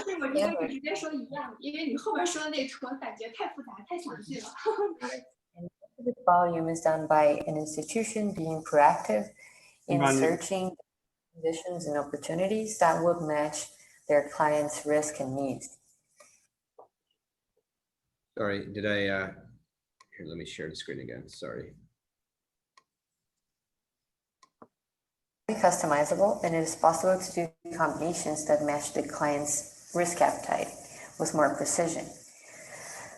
Today, there is no standard among different institutions or jurisdictions for doing structured products, and most of its volume is done by an institution being proactive in searching the market conditions and opportunities that would match their clients' risk and needs. Most of that volume is done within private banking accounts and large corporations' very specific demands. This type of investment is not widely known among investors and recent to some markets. For instance, it was made legal to sell structured products to retail investors in Brazil only in 2015.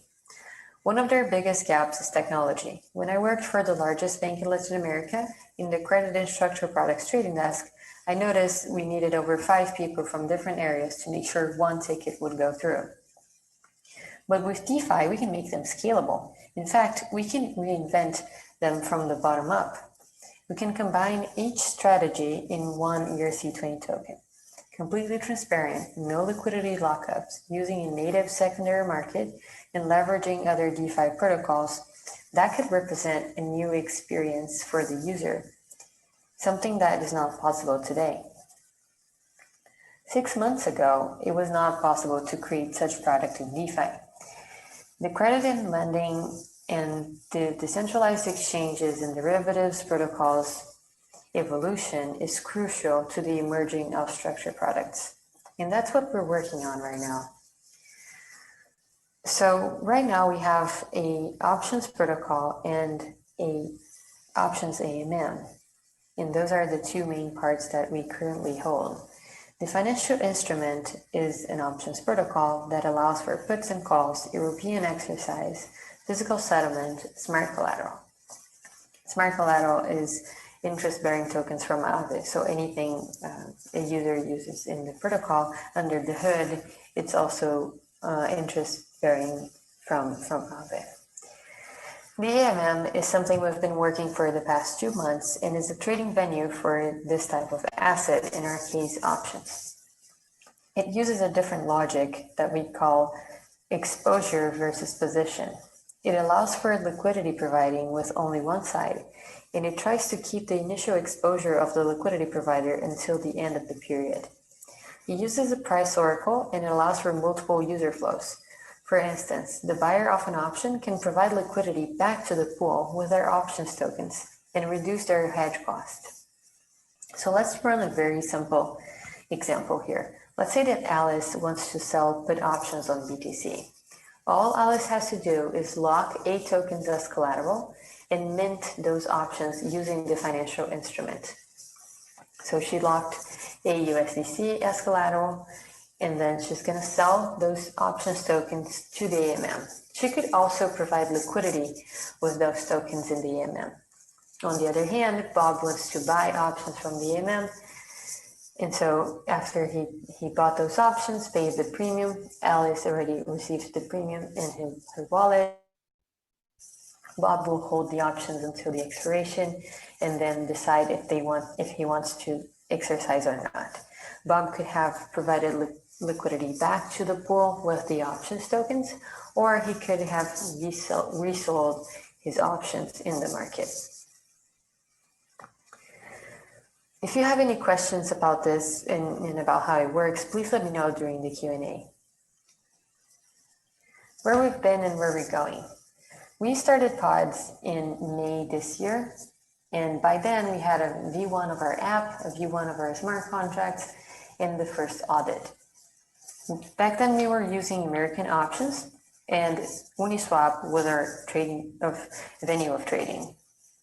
We decided not to go live with that version based on how much impermanent loss we could get as liquidity providers for options using Uniswap. So we decided to create our own AMM, and we've been doing that for the past 2 months.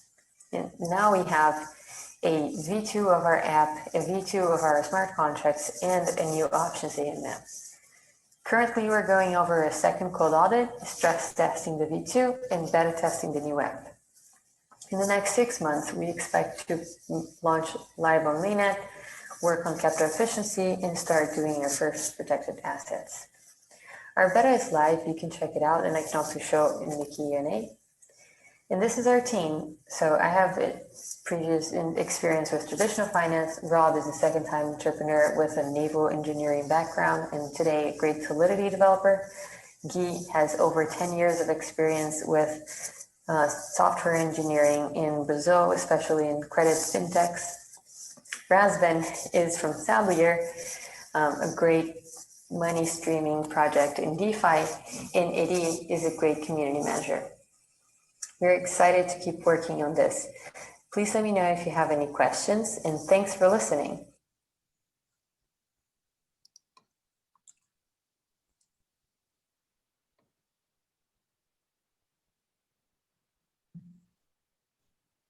Hello, everyone. Can you guys hear me?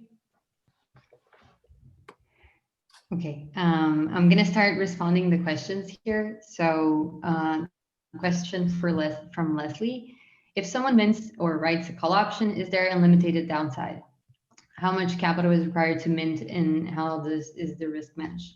So right now we're doing physical settlement. So that means that if, let's say that Alice wants to write call options on BTC, she would have to lock the BTC amount in collateral. So right now we're doing 100% collateral required there. I know it's not very capital efficiency, and if you compare that to traditional finance, it may even look like a toy, but this is how we can do at this point to not run into problems such as what you're thinking about. We should try to improve that in the future for sure. So next question. How do you price options on tokens?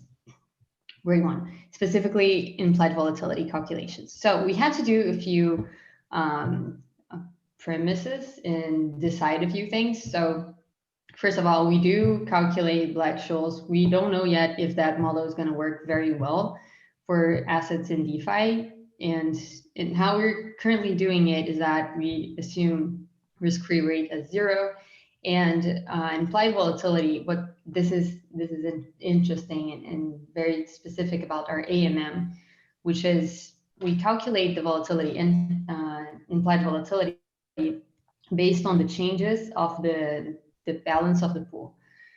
So basically we calculate, we initially have a sigma, a guess sigma, starting from, let's say, something that is similar to Deribit or to what the market is right now. And then based on current trades that are happening in the AMM pool, we are doing this estimate of a new sigma based on that difference.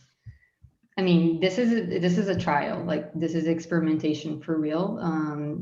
We'll see how it's gonna turn out, and we don't really know exactly. Rafaella, so you use an oracle that listens to Deribit and get implied vol from there? Is that? No. So we use the first implied volatility as a certain input that we have to put when we are opening the pool and opening the first series. But right after that, the price oracle that we use is getting the spot price, and we use that from Chainlink.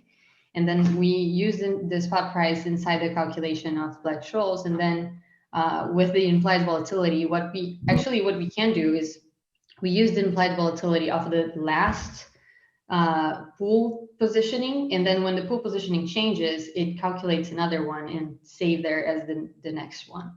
So it's a one block implied volatility delay, but it's like one type of experimentation that we thought could be valid, because then it could show us something around what is the expectation of the market based on the trades.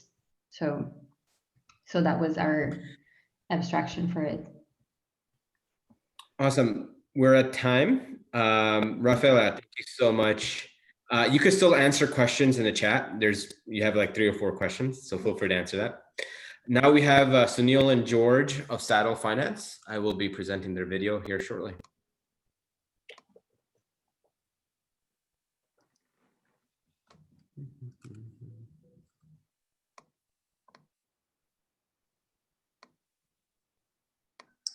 Hi everyone, I'm George, and I'm excited to tell you all about Saddle. Saddle is an automated market maker built for stablecoins and price parity assets like tokenized Bitcoin. We're huge fans of the pioneering work Curve did on StableSwap, the best AMM for price parity assets, and have re-implemented it in Solidity with a different fee model and governance mechanisms. We're also taking a community-first approach, and we're doing a lot of pioneering work with Synthetix on virtual swaps. We're aiming to be the first exchange integrating Synthetix improvement proposal for virtual synths. Virtual synths are ERC20 tokens that represent a claim on an unsettled synth exchange. By utilizing virtual synths, we can offer infinite depth on the cross-pool leg of the swap, i.e. USD to Bitcoin, Bitcoin to ETH, and so on. Virtual swaps are great for large trades where current AMMs don't offer competitive rates, such as ETH to Bitcoin, Bitcoin to USD, etc.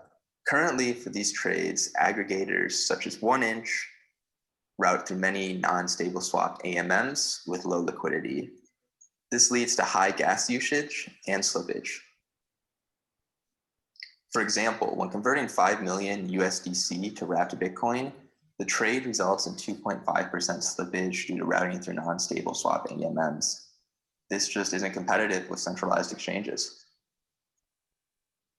Now, if we use stable swap and virtual swaps, we can offer very low slippage from USDC to SUSD due to the stable swap invariant, zero slippage from SUSD to SBTC, and finally, low slippage from SBTC to wrapped Bitcoin due to the stable swap invariant again. Overall, this results in a lot less slippage for the user. Saddle is great for liquidity providers and traders. Saddle offers zero fees for users, but instead has a time decaying withdrawal fee for liquidity providers, which we're going to release more information on shortly. A majority of the token supply is also being reserved for our liquidity providers. And furthermore, Keep has committed 5% of their total supply as rewards for Saddle's Bitcoin pool. We'll announce some more rewards from other projects later on as well.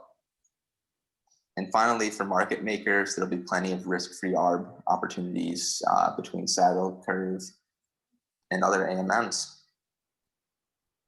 We take security very seriously, and thus we're going to do a guarded launch in late November. In Q1 2021, we plan on launching an improved virtual swap design that will reduce the settlement times. We'll be working with off-chain labs to deploy Saddle on Arbitrum. And finally, we're working on cross-chain swaps for stablecoins. We believe this is necessary for DeFi to flourish on multiple chains. We've assembled a great team. I was previously strategy lead at Balancer and also invest in early stage DeFi startups at Divergence, where we backed 1inch, Serum, and others. Sunil was a tech lead at Uber, and he was also an early Wi-Fi contributor. And John was at Amazon and also has built some great tools for modern day farmers, such as yieldfarming.info.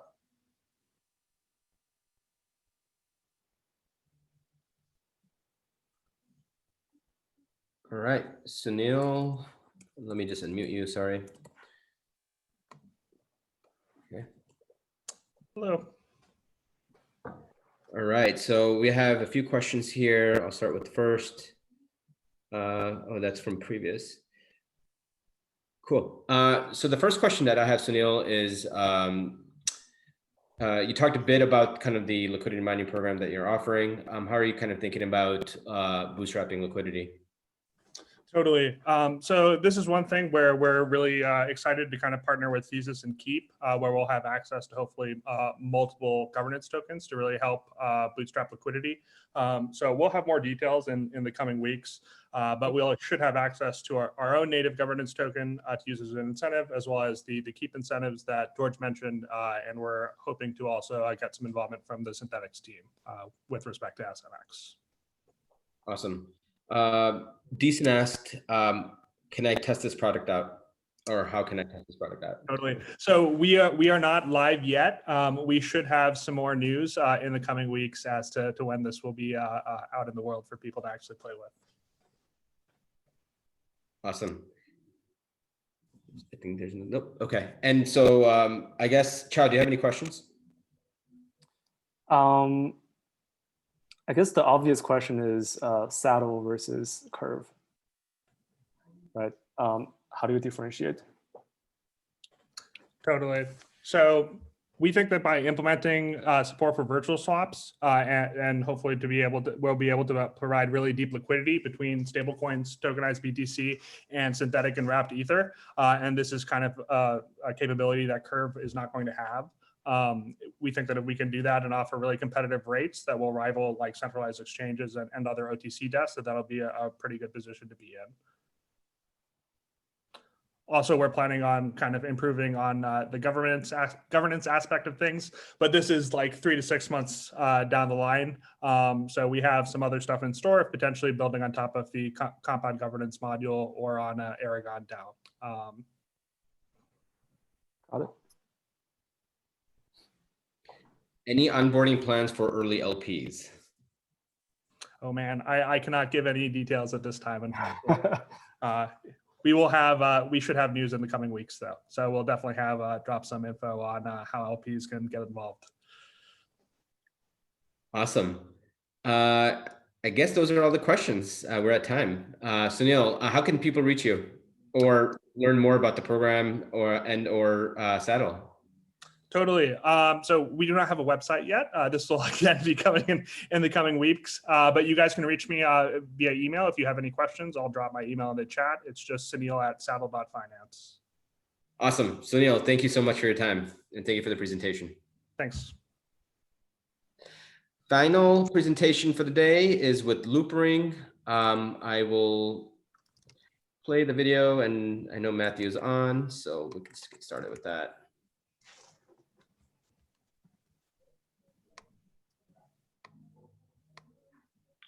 I'm Matthew Finestone from Loopring, and thanks very much to the Chicago DeFi Alliance for the whole program and for tonight's opportunity.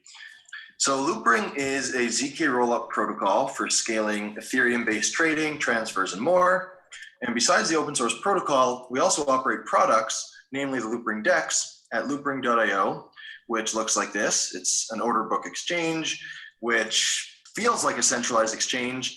It's very fast, it's gas-free, it's high performant, but it's 100% Ethereum secure.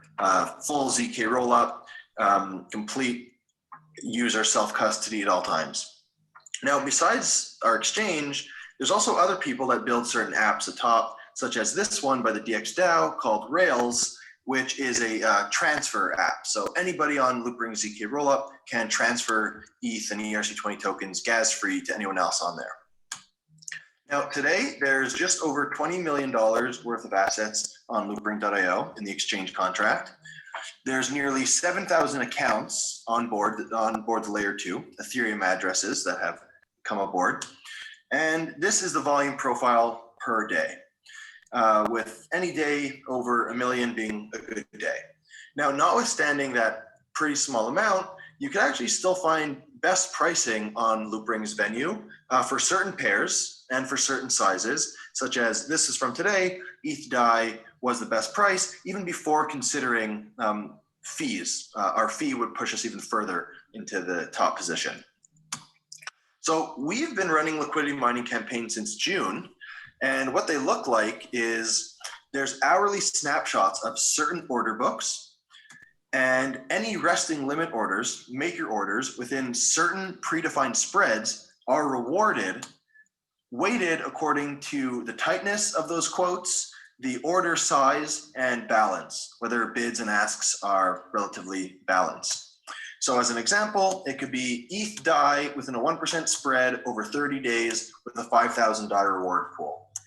Now, what that looks like live is here. These are ones that are running now. You see DOE ETH and these DeFi indexes that have their order books incentivized, 2,000 DOE for any resting limit order within a 1% spread over these 30 days. Now, the rewards pay out, they accrue hourly, but they pay out at the end of a month. So you see they accrue hourly, but they're gonna be paid out at the end. Now,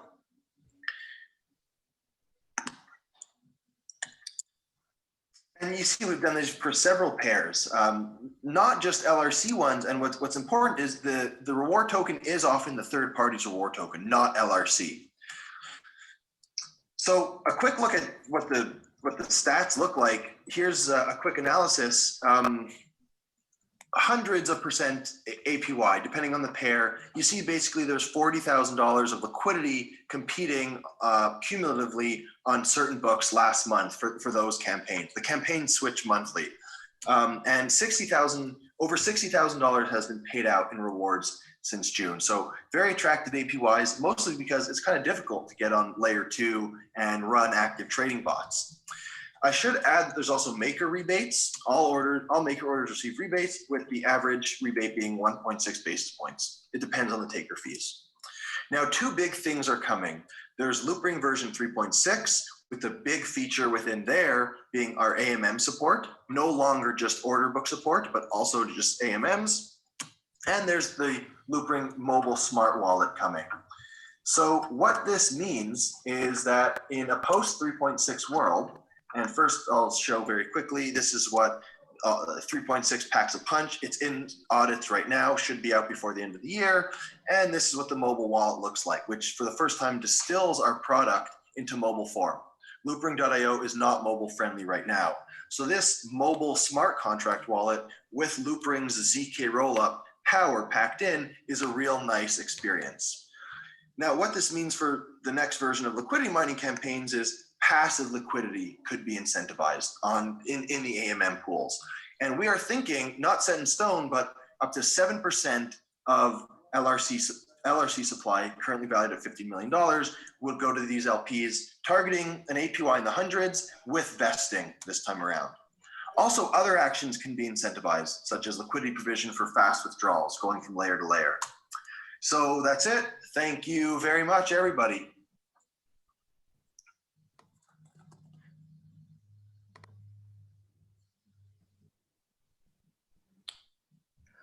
Matthew, I'm very curious about the mobile app because most DeFi products don't have a mobile app. So how does the user experience look like? Like, how does it work in conjunction with a wallet? Right. Yeah. It is a bit unique. We're really excited by it. I've been using it for months internally, and I feel like, like that expression, the future is here. It's just not widely distributed yet. Like, I'm using this layer 2 Ethereum wallet, and I'm like, wow, this is just so awesome. I can't wait. So it's a really nice experience. A lot of our users are kind of annoyed that we haven't kind of made Loopring.io mobile friendly. So they are really waiting for the mobile app just to access it. Although you could access Loopring.io with like Wallet Connect compatible wallets and stuff like that. But so yeah, the wallet's really cool. It's a smart contract wallet, so it has all those nice properties we know of: social recovery, kind of daily quotas, and trusted guardians, stuff like that. But yeah, Loopring ZK rollup is there for transfers, and it's there for trading. Right now, I trade on there sometimes. It's like the order book feeling, however good an order book could feel in your hands. But soon with the AMM in there, it'll be a much more smooth swapping experience. But yeah. Got it. Any name brand DeFi protocols considering migration into Loopring versus just waiting till ETH2? Right, interesting question. I'm not so sure their decision framework is like go on Loopring or wait for ETH2. It might be like go on Loopring or go on another layer 2. That's my opinion. I could be wrong. We definitely speak with all like many of the name brand protocols and a lot of different teams in general. But as kind of alluded to in the presentation and with Chao's question, like we do build our own products atop. So some products are just aware that, okay, this team is not just trying to be like a protocol. Of course, it's open source. Anybody could build on it with or without our permission. But like we also seek to interact with the users. So basically, I'm saying that some other roll-up protocols might be a first look these days. Some of the ones that like want to be like neutral and not offer any products on top. But yeah, like, so I guess it's a bit of an identity thing, but I guess nothing really imminent to announce, although we're the protocol, the RZK rollup was the first one. It's been live for nearly a year. In December, it'll be a year. So some people definitely like that, like battle tested, layer 2 is really coming into the light right now, but so definitely some people like, they want to use Loopring either for transfers or to build like their exchange on top. But keep in mind, we don't support like generalizable arbitrary computation. So any of these amazing projects basically that all went before me that are kind of doing like pretty fancy things in a lot of cases, we can't support that out of the box. You can't take your Solidity code and put it there. We, really focused on order book exchanges, transfers, and now AMM exchanges. So if you want to build an order book exchange similar to Loopring.io, but branded or some other, whatever, another angle you're going at, then Loopring is maybe the best fit for you. Otherwise, not necessarily. I'm okay to say that.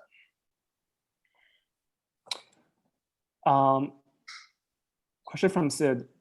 As far as I understand, Loopring is currently using Groth 16. I don't even know what it is.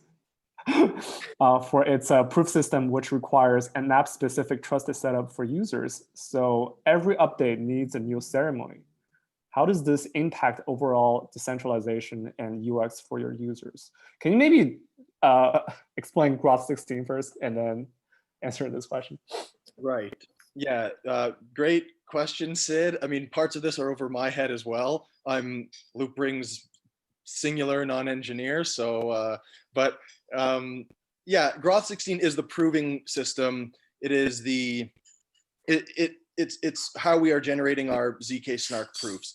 It's kind of been around. It's well known. It has it's what Zcash uses, but so it has a lot of nice properties such as like a small proof size and proving times, like all this like fancy stuff. How many constraints you could fit in, but a big detractor from it, a big negative, is that every time you want to do like something else, you have to do a new trusted setup. So we did our trusted setup like exactly 1 year ago. I remember it was around ETH Waterloo, and I was going around asking people like, hey, do you want to be in our trusted setup? Basically like run a heavy computation and then pass it to the next guy. And then if one person is truthful and throws out their toxic waste, then like Loopring ZK rollup, there's no like the proving keys are not corrupted. Anyway, so we have to do that again. 3.6 is about to exit audits, hopefully.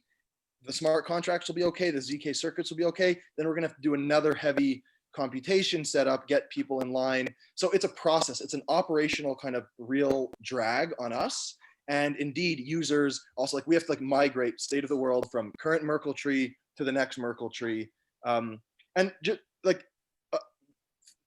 alternatives to Groth 16 are like Plonks and other like really new age, great developments coming from other teams and in crypto research. And those have universal trusted setups. So they have other downsides, like maybe it's a larger proof size or they're harder to generate or things I'm not even aware of. But if Loopring was going from 3.1 to 3.6, our trusted setup could remain the same. And we don't have to like waste a month of our time doing this heavy duty compute. So yeah, give and take, but Groth 16 is like kind of looking backwards, very sturdy. We might one day migrate to a different proving system. Cool. Awesome. We're at time. So Charlie, you want to do the closing? I'm really bad at this, so you do it. I wanted to give you a search. Well, one, I want to thank everyone for staying on and asking the right questions. For the court members, thank you so much for the 8 weeks of work that we've done together as teams, connecting with the Alliance members, and then eventually showcasing all of what you've done over the past 8 weeks, along with the Liquidity Mining program launches and market making opportunity launches. So thanks everyone for joining us. If you have any questions for any of the cohort members, please feel free to reach out to us and or to the founders that have presented. Otherwise, we look forward to seeing you for cohort number 3. Take care, guys. Bye.